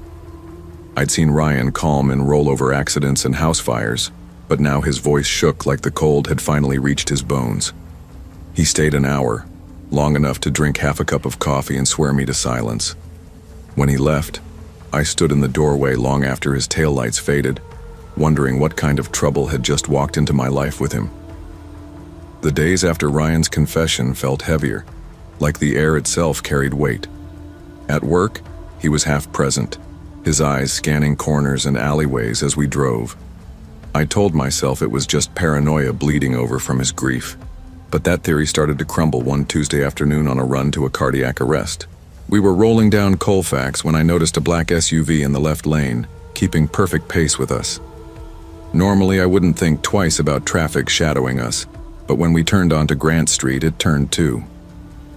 A few blocks later, when we switched routes after hitting construction, the SUV appeared again in the mirror. "See that?" I asked. Ryan glanced back without turning his head. "Yeah, ignore it." That was the first time I realized he'd already noticed, and that he wasn't surprised. It didn't end there. Over the next week, the SUV showed up twice more. Once while we were parked outside the ER, once as we were returning to the station. Each time, it would linger just long enough for me to be certain, then vanish into traffic like smoke. Then came the message. It was a Friday night, bitterly cold, and I was leaving the station after paperwork when my captain's voice called me back. "You're gonna want to see this," he said, leading me outside to the far side of the building. Spray painted across the aluminum siding in uneven red letters, "You talk, you're next." The paint was fresh, glistening under the security lights. The words seemed to vibrate in the cold air, sharp as a blade. I felt my hands go cold inside my gloves. The captain didn't ask questions. He just called the police. Officers came, took photos, asked if anyone had enemies. I kept my answers clipped, but my mind was already replaying Ryan's voice that night in my apartment. "They know I know." When I told him about the graffiti, his face darkened. "You went to the captain?" "I had to," I said. "This isn't just about you anymore. They're threatening all of us." "You don't get it," he snapped. "The more attention you bring, the closer they'll get." I pushed back hard, and for the first time in all our years, the air between us felt hostile. We didn't ride together the next shift, we didn't speak for days. By the following week, he'd taken a leave of absence. No warning, no goodbye, just gone. His locker stood half open, a pair of boots inside like he'd be back any minute. But he never returned. Months passed without a word. I told myself he was hiding out somewhere safe, that he'd call when things settled. The truth came 2 years later, on a bright autumn afternoon, when I saw him standing across the street at a busy intersection. He looked older, thinner, eyes shadowed, wearing a plain ball cap pulled low. He didn't wave, didn't cross over, just watched me for a moment, unreadable, and then turned into the crowd. I don't know if he was there to warn me, or to make sure I remembered the deal we never made but somehow lived by, silence in exchange for survival. I didn't see Ryan again after that afternoon, but his absence didn't fade like I thought it would. It became part of the city for me, a missing piece I felt whenever we drove past the West Point Motel, or when I passed a black SUV in traffic and found my pulse quickening without reason. Work went on. Partners came and went, each with their own quirks and rhythms, but no one ever filled the space Ryan left. That's the thing about people you've shared life and death moments with. They don't get replaced. They stay in your bones. Some nights after a rough call, I'd find myself walking past his old locker. The boots were gone now, replaced by another medic's gear, but the faint scuff marks on the floor were still there. I'd think about how fast things unraveled. One call, one body on the pavement, and a lifetime of loyalty turned into a story I couldn't explain to anyone outside of it. What gnawed at me most wasn't just the threat we faced, but the truth Ryan carried. If he knew who pulled the trigger that night, then somewhere out there, someone had gotten away with murder. And because of fear, his and eventually mine, we'd let that truth rot in the dark. I tried once to track him down.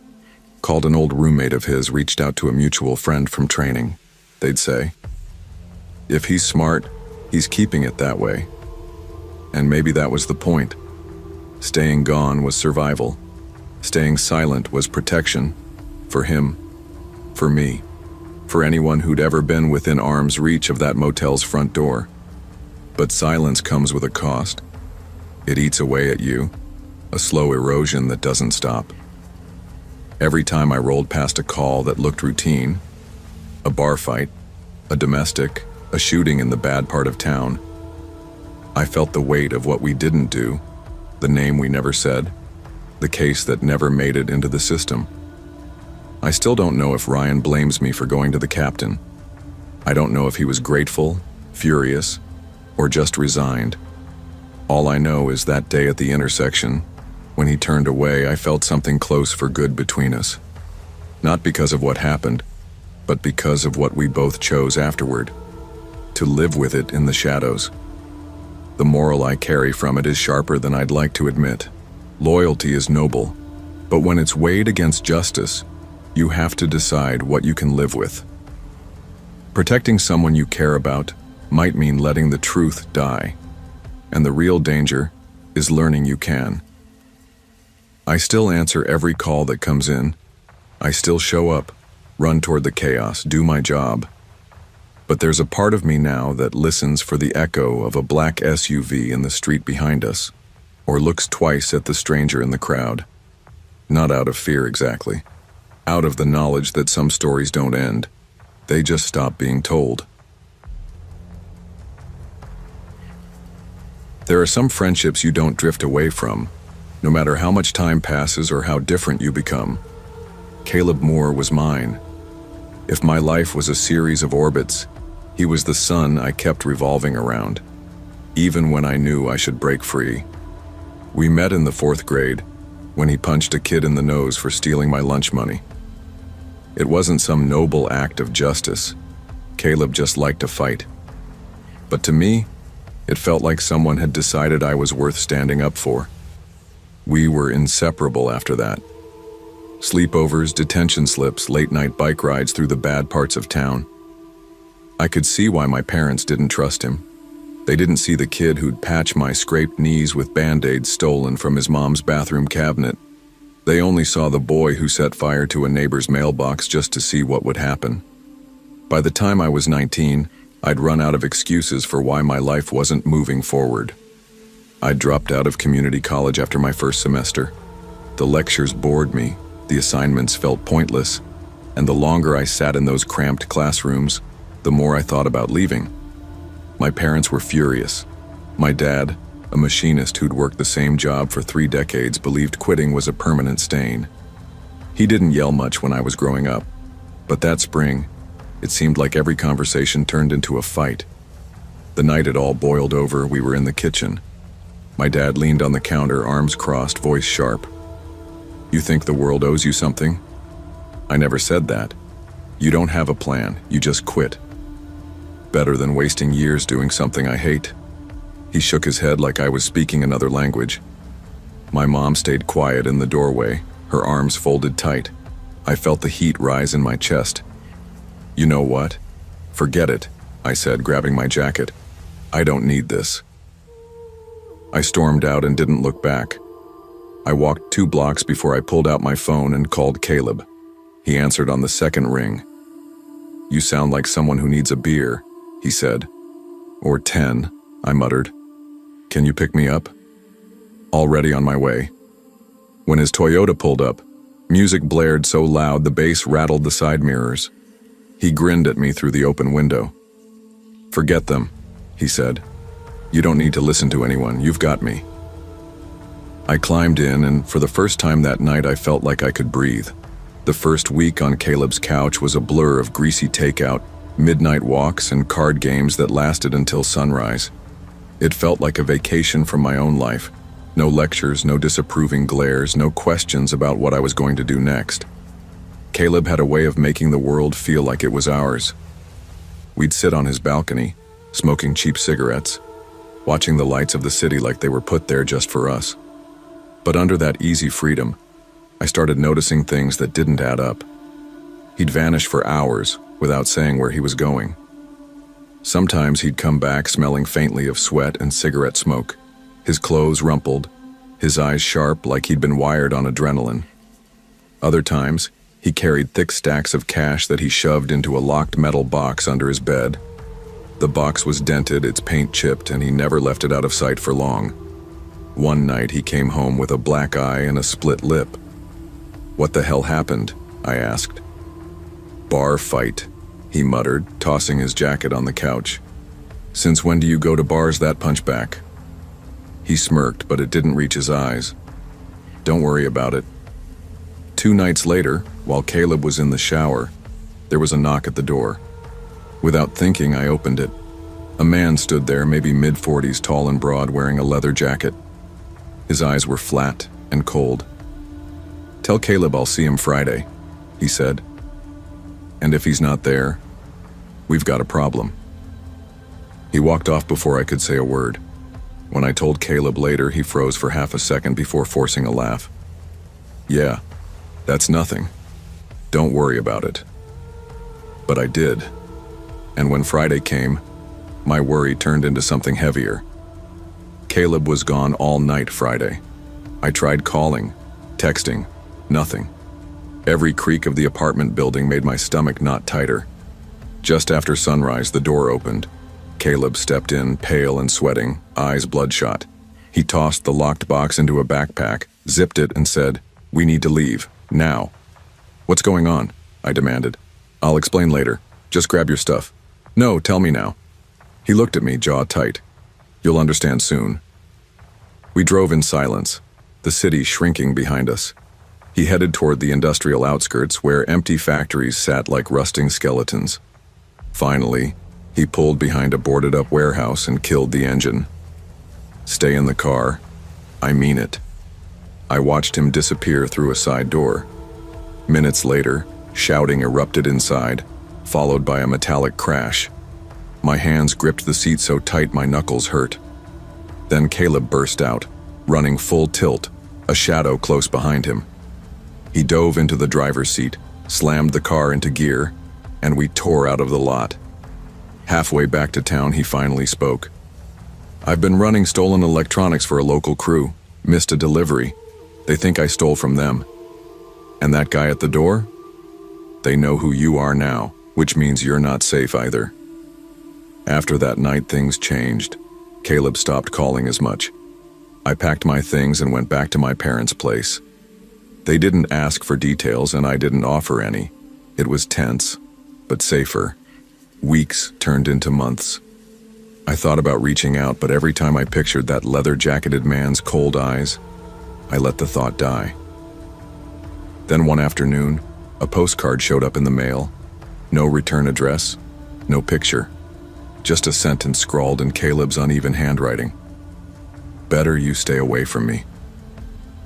It's safer. I've kept it in my desk drawer ever since. It's been years now. I never saw Caleb again. Sometimes I wonder if he's still alive, still running, or if one of those problems finally caught up to him. Part of me hopes he made it out. Another part knows people like Caleb rarely do. Loyalty is powerful, but it can also pull you under. Loving someone doesn't mean following them into the fire. Sometimes the best way to save a friend is to let go before the flames take you both. If you've ever had a best friend who feels more like an extension of yourself than another person, you know how hard it is to tell them no. Noah Bennett had been that for me since we were 16. We bonded over skateboarding, skipping class for greasy tacos, and playing in a garage band that was more noise than music. In high school, we were always in motion, never worried about where we were going. But somewhere between graduation and our mid-20s, life started picking sides. I ended up on the slow, predictable track, a stable desk job in downtown Austin, paying bills on time, eating dinner in front of the TV most nights. Noah took the opposite road. He bounced between construction jobs, delivery gigs, bartending shifts, always a temporary thing because he was always chasing the next big plan. I think he liked being untethered, though it worried me in ways I couldn't explain without sounding like a parent. We didn't see each other as much anymore. Maybe once every couple of weeks for a beer.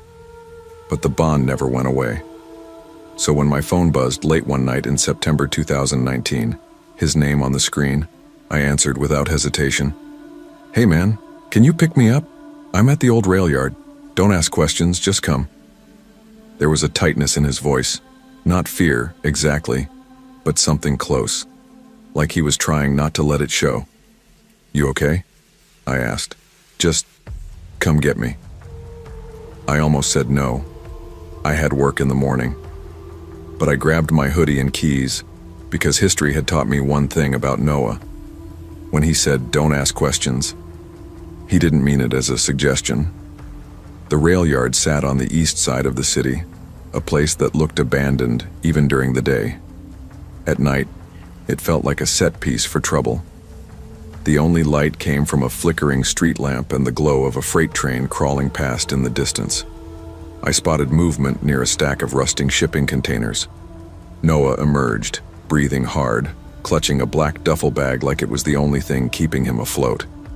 His clothes were damp, his hair stuck to his forehead, and there was a dark smear on his sleeve that I couldn't stop looking at.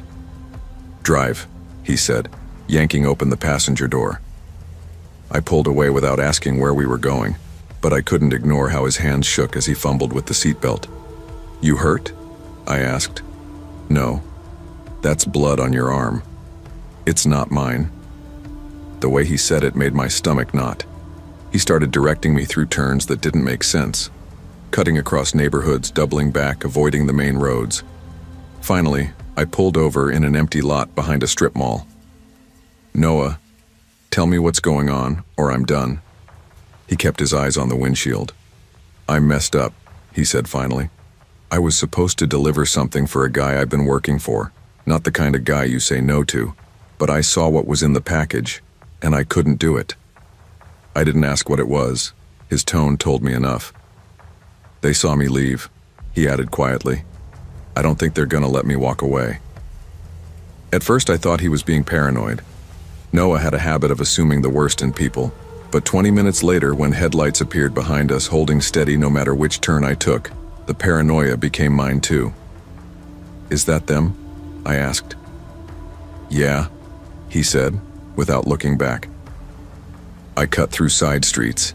then into a quiet residential area. The car stayed with us. We ditched mine behind a closed supermarket, grabbed the duffel, and ran through backyards, trying to avoid motion lights. My heart pounded so hard it felt like I could hear it in my ears. When we finally reached my apartment, I locked the door, killed the lights, and tried to catch my breath. My phone buzzed. Unknown number. I let it go to voicemail. When I checked the transcript, it was only 5 words. "We know where you live." For the next week, Noah didn't leave my apartment. Curtains stayed drawn, TV stayed off. We barely spoke, except for quick exchanges about food or the bathroom. The silence pressed on me until it was almost unbearable. On the 8th morning, I woke to find the couch empty, the duffel gone, and no sign of forced entry. Just gone. The strangest part about waking up to find Noah gone wasn't the empty couch. It was the quiet. For a week, even when we weren't speaking, there was still the sound of him moving around, opening the fridge, pacing the living room at 3 in the morning. Now, the apartment felt hollow, like the air itself had been vacuumed out. I checked my phone first, half expecting a text. Nothing. I tried calling, straight to voicemail. No social media posts, no tags, no updates. It was as if he'd been erased. That day, I went to work like nothing had happened. My coworkers asked if I was feeling all right, probably because I looked like I hadn't slept in days. I told them I was fine. That's what you do when you can't tell the truth without inviting trouble you don't understand. That night, I found myself replaying the rail yard in my head, the way Noah had been breathing, the blood on his sleeve, the weight of that duffel, the headlights in the rear view, the voice on the voicemail. I thought about going to the police, but what would I say? My friend was carrying something for a criminal. They followed us home. Now he's gone. That wouldn't end with help. It would end with questions I couldn't answer and doors I couldn't close again. 3 nights later, I woke up from a dream where Noah was standing in my kitchen asking me for water like nothing had happened. Only in the dream, when I turned to get a glass, he was gone again. That part felt real enough to make my chest ache when I woke. Weeks passed like that. The tension faded slowly, like a bruise changing color. But every time I heard footsteps behind me or saw a car in my mirror for too long, the old fear came rushing back. I never told my parents. I never told anyone, really. It became my own little sealed vault of memory, one I kept locked because opening it meant letting all the danger spill back out. It was mid-November when the postcard arrived. The front was blank white, no picture, no stamp besides the one required to mail it. My address was written in Noah's uneven handwriting. On the back there were just 8 words. "Better you stay away from me. It's safer." No return address. No clue where it had been sent from. I read it 3 times before setting it down. There was no date, but I could imagine him writing it in some dim motel room, the duffel on the bed, eyes on the door. Maybe he'd been moving every night since he left. Maybe he was already somewhere far away. Or maybe he wasn't alive anymore. That thought crept in like a shadow and never really left. I kept the postcard in my desk drawer, under a stack of utility bills and old photos. Every few months I'd take it out just to see if it felt different. It never did. It was like holding a frozen piece of time, a reminder that I'd been pulled into something I didn't understand and barely escaped. In the years since, I've learned to live with not knowing. People like to believe that if you care about someone enough, you can pull them back from wherever they're heading. But sometimes their road is already too far gone, and all you can do is watch them disappear around the bend. I still see them sometimes, not in person, but in strangers on the street, in a laugh from a passing table at a bar, in the way someone wears a baseball cap low over their eyes. I don't know if I'd even want him to reach out again. The truth might be worse than the mystery. But the thing about Noah Bennett is, he's the kind of gravity you never fully escape. Some people we love are storms, beautiful, wild, unforgettable, but dangerous to stand too close to. You can care for them from a distance, but stepping into their world can mean losing your own. Sometimes survival means letting go before the sky breaks open. By April 2022, Chicago felt more like a maze than a city. I'd been here long enough to know the shortcuts through alleys and the way the lake wind cut through your clothes, no matter how many layers you wore. But my life was on autopilot. Grad school classes in the mornings, part-time shifts at the bookstore in the afternoons, and collapsing into bed most nights with a half-read textbook on my chest. Harper Lane had a way of breaking patterns. We'd met during freshman year at Northwestern. She was the kind of girl who walked into a room like she already owned it, even if it was just a study lounge at 2 a.m. I was the quieter one, the person who watched the party from the edge until someone like Harper dragged me into the middle of it. Our friendship was built on that imbalance, her daring, my caution. When she called that Thursday night, I hadn't seen her in over a year. She'd moved to LA chasing some whirlwind romance with a guy she swore was different. From the photos she sent back then, they'd looked like a perfect match. Rooftop drinks, weekend trips, him holding her waist like she was the only thing keeping him grounded. Then the photos stopped and Harper's text got short. Her voice over the phone that night was all energy. "New job, new city, new me," she said. "Come out and celebrate. Warehouse art show, industrial district. Don't say no." I hesitated. I had a midterm paper due and a shift at the bookstore the next morning. But Harper's invites weren't really requests. They were momentum pulling you somewhere whether you were ready or not. The warehouse was as far from a formal gallery as you could get. Dim light pooled in corners. Graffiti climbed the brick walls, and the bass from a DJ booth in the back made the concrete floor hum under my sneakers. People moved like they were part of the art. Leather jackets, glitter on their faces, tattoos catching the flicker of colored lights. Harper was at my side instantly, drink in hand, wearing a red coat that made her stand out even in that chaos. We caught up in fragments. Her job was complicated but fun, her apartment tiny but mine. I was about to tell her about the bookstore when I noticed she kept glancing toward the main entrance. "You looking for someone?" I asked. She forced a laugh. "Just people watching." But her hand wrapped tighter around her glass. It happened fast. One moment, Harper was leaning in to tell me something over the music. The next, her eyes locked on the door and her whole expression shifted. No more smile, no more careless confidence. Just tension, sharp and sudden. The man in the gray bomber jacket was taller than most of the crowd, which made it easy to see him even from across the room. He didn't look around like everyone else. His eyes found Harper like he'd been tracking her from the second he stepped inside. Her fingers gripped my arm. "We have to go. Now." I started to ask why, but she was already moving, tugging me toward a side exit between 2 graffiti-covered panels. The cold night air hit like a slap, but she didn't slow. We were halfway to the street when the black SUV cut us off, tires screeching against the cracked asphalt. The man from inside the warehouse got out.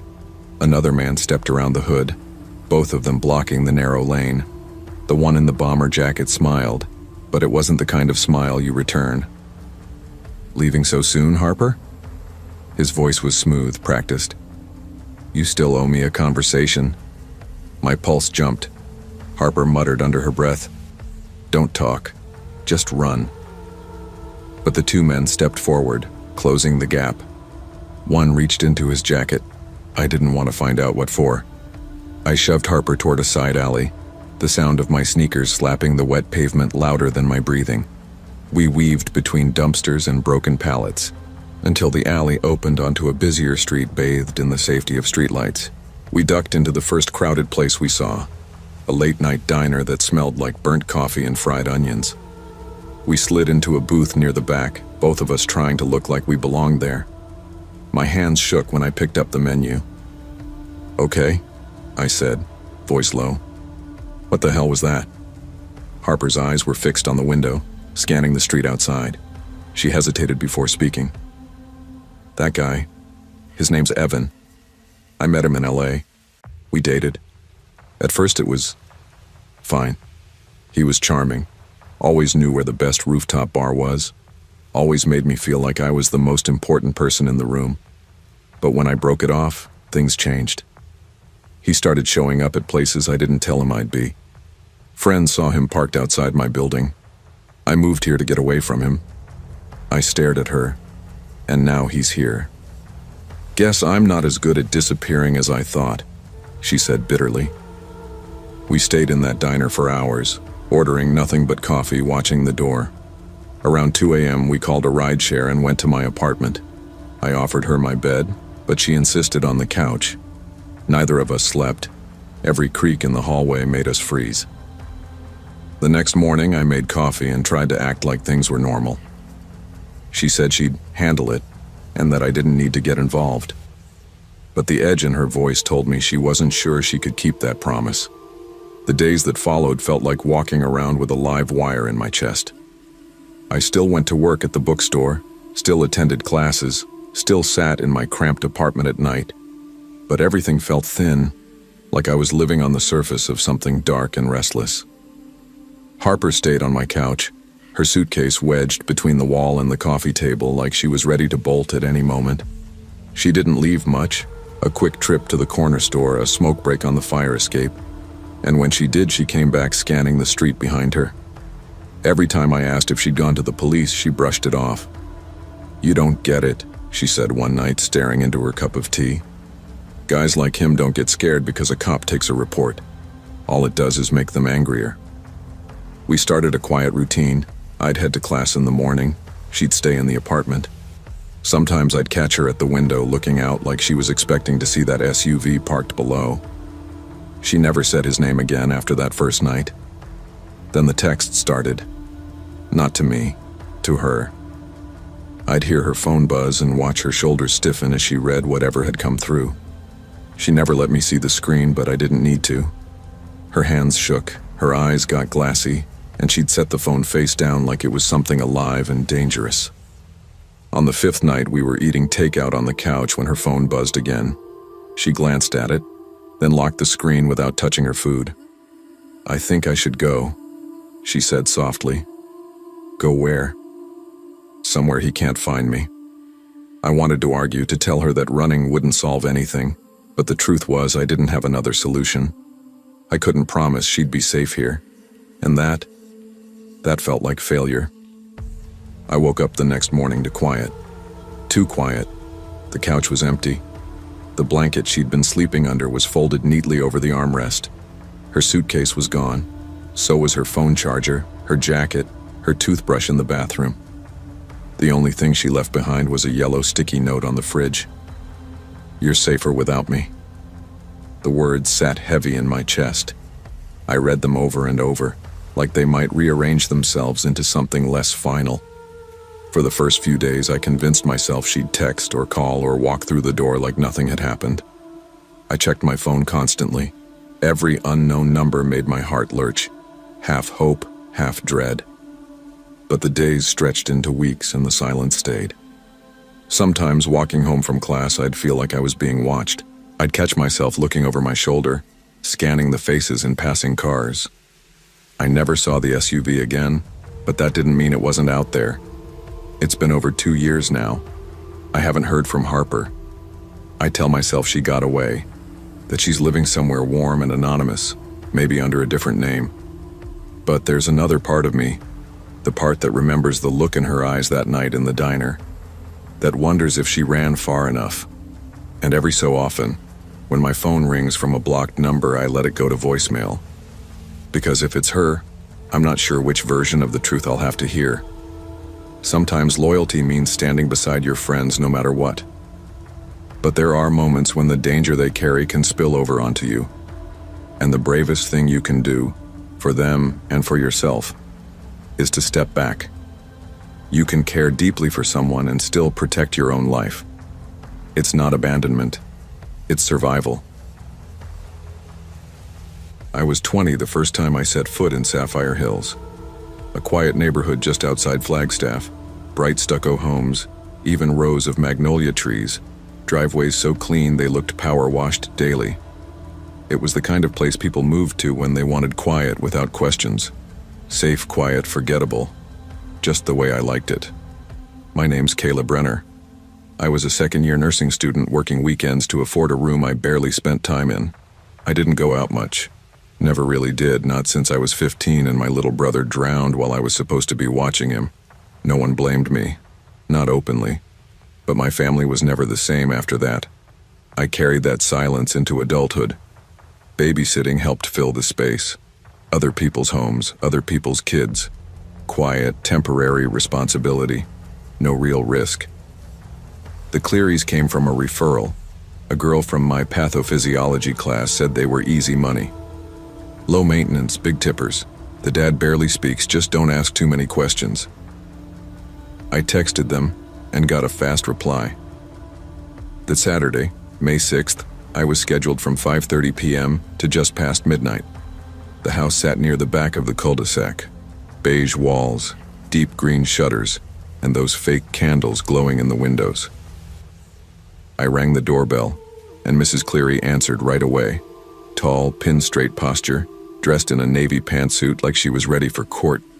Mr. Cleary stood behind her, silent, holding the car keys. "This is Eli," she said, motioning to the small boy clinging to her leg.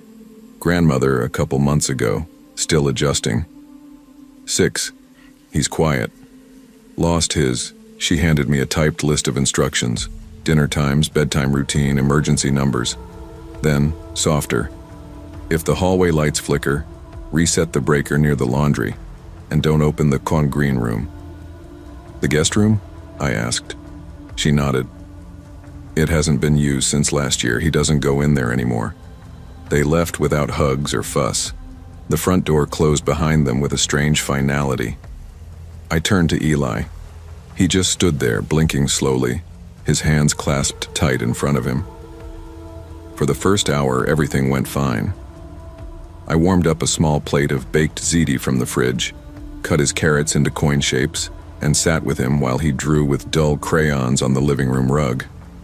He never said a word, but he wasn't difficult. Just quiet. The kind of quiet that made you forget what voices sound like. Then, at 7:15, he stopped drawing. His crayon rolled from his fingers, unnoticed. I looked up to find him staring down the hallway. The light outside the green room door was flickering. One bulb, like a heartbeat. "You okay?" I asked. He didn't answer, just turned and slowly crawled behind the couch. I stood uneasy and walked toward the breaker like I'd been told. The green room door was shut, but beneath it leaked a soft, dull glow. Not harsh like a lamp, more like the walls themselves were pulsing. The kind of light that made you feel watched, even alone. I didn't touch the door. I didn't even pause. I reset the breaker, even though nothing looked tripped, and walked back. Eli was still behind the couch, watching me. He pointed to the paper where he'd been drawing. A new figure had appeared there, tall, draped in black with no eyes.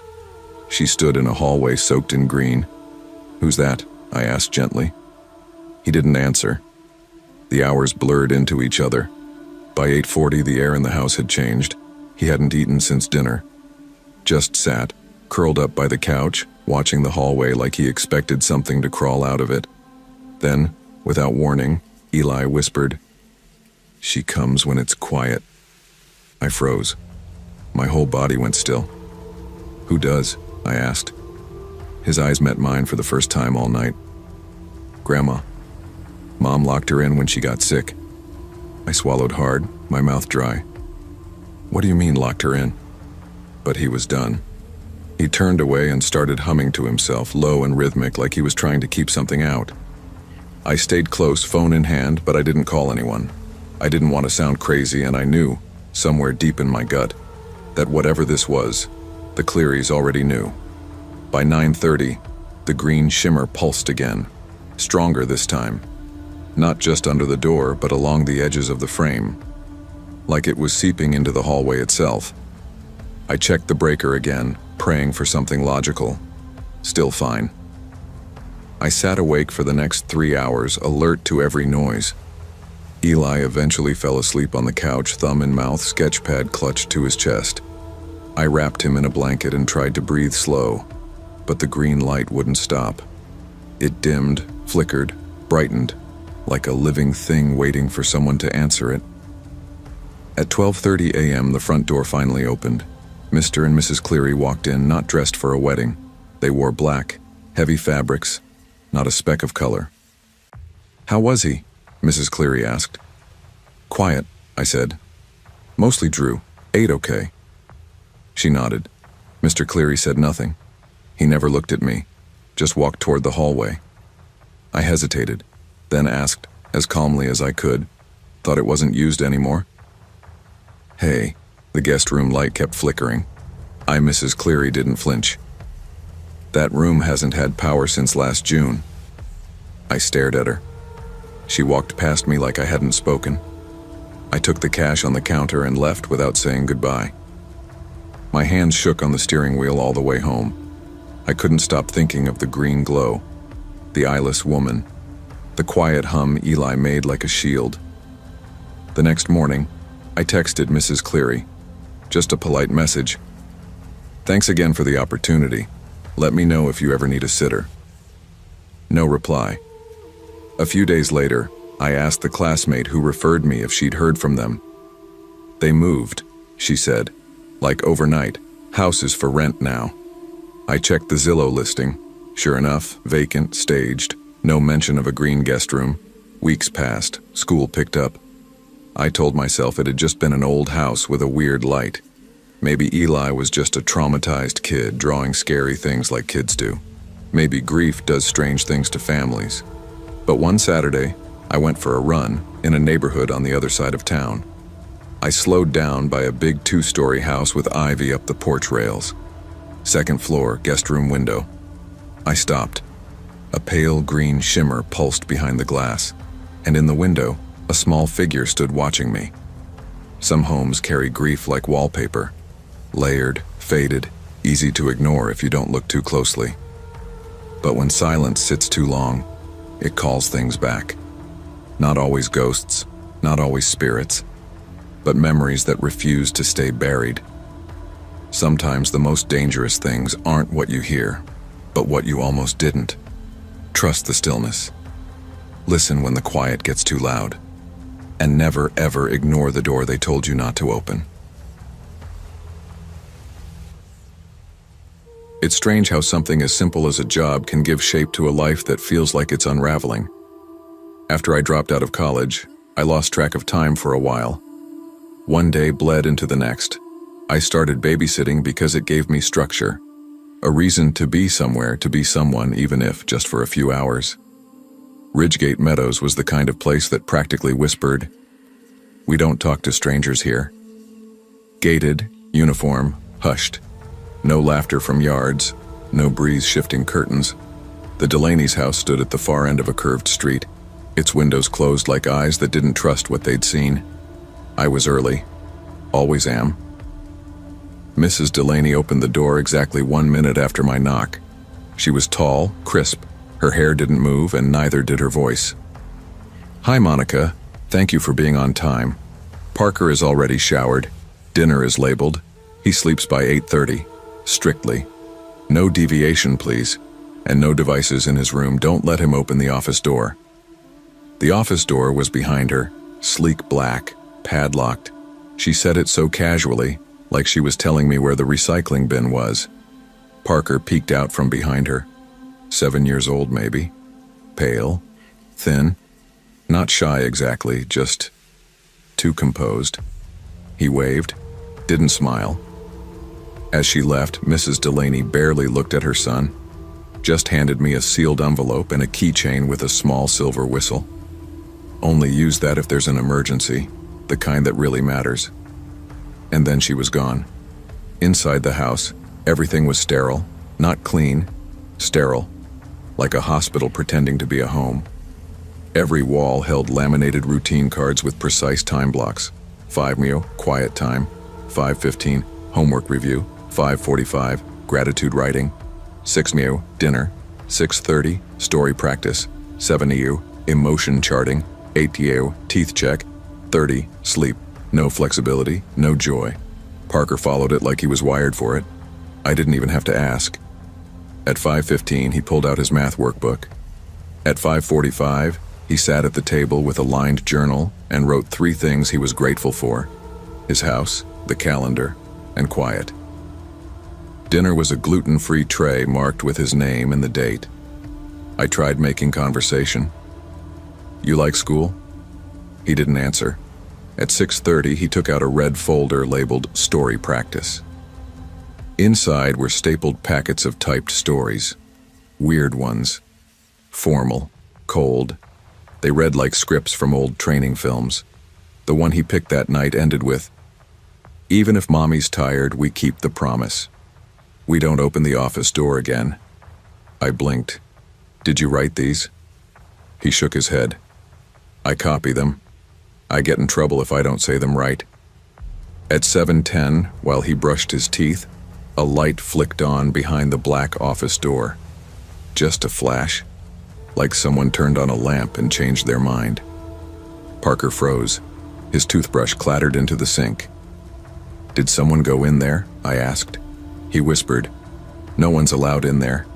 But sometimes Mommy talks to herself in there. She says it's where the mistake happened." I didn't press. I didn't want him to shut down. By 8:20, Parker was already in bed, lying so still he didn't even blink as I said goodnight. I sat in the hallway outside his room, scrolling through nothing on my phone, but the house didn't let you forget it was watching. At 9:35, the office door creaked. Just a breath of movement. The padlock was undone, dangling. I knew I hadn't touched it. Then came the voice, low, rough. "You always ruin it. You always break it." I stood slowly. The door opened a few inches like it was inviting me. Inside was dim. One desk, 2 chairs, a broken baby monitor blinking red. Pinned to the back wall was a printed note. Trial 3, Monica. Observation begins. My name. I stepped back like something had bitten me. I turned, and Parker was there, barefoot, watching. "She only lets people in when she's tired of the way they babysit me," he said softly. Girl didn't follow the sleep rule. She cried when she read her name too. The last, my mouth opened, but no words came. He blinked at me, then walked back to his room like he hadn't just said something completely unreal. I stayed in the entryway after that, clutching my bag. I didn't try to call anyone. I didn't move. I just watched the clock inch toward 1 a.m., waiting to leave without making noise. The office door never closed, but nothing else happened. At 1:10 a.m., the front door opened and Mrs. Delaney stepped in like she hadn't been gone at all. Her lipstick was still perfect. Her eyes weren't tired, just hollow. "Did he sleep on time?" "Yes," I said. "Did you enter the office?" "No." She stared at me for a moment too long, then smiled, but not kindly. "As well as you." "Good. Most girls don't lie." She handed me a white envelope. "We'll call if we need you again." I nodded, stepped outside, and didn't breathe until I was in my car. My hands trembled as I tore open the envelope. 200 in crisp bills, and one of Parker's story cards. On the back, written in uneven pencil, "If Monica tells, she'll go in the office forever too." I never went back. I didn't text her. She never texted me. I never saw the job posted again. Not in the usual groups, not on the apps. Sometimes when I'm alone, I wonder if there was even a trial 1 or trial 2. Or if Parker writes the story cards himself when no one's watching. I've Googled their address more times than I can count. The Zillow listing is locked. The Google Street View is old, frozen in 2019, no black office door visible. Some nights I reread the card, wondering if it's a threat or a plea. Structure can save you, until it doesn't. Until the routine becomes a trap, a mask, a weapon. I wanted order, a place where nothing unpredictable could hurt me. But Ridgegate Meadows taught me something else. Sometimes what looks like perfect order is just control wearing makeup. Not every well-behaved child is okay. Not every house that runs on time is safe. Trust your gut. And if a door is locked for the wrong reasons, don't wait for it to open. Leave before it does.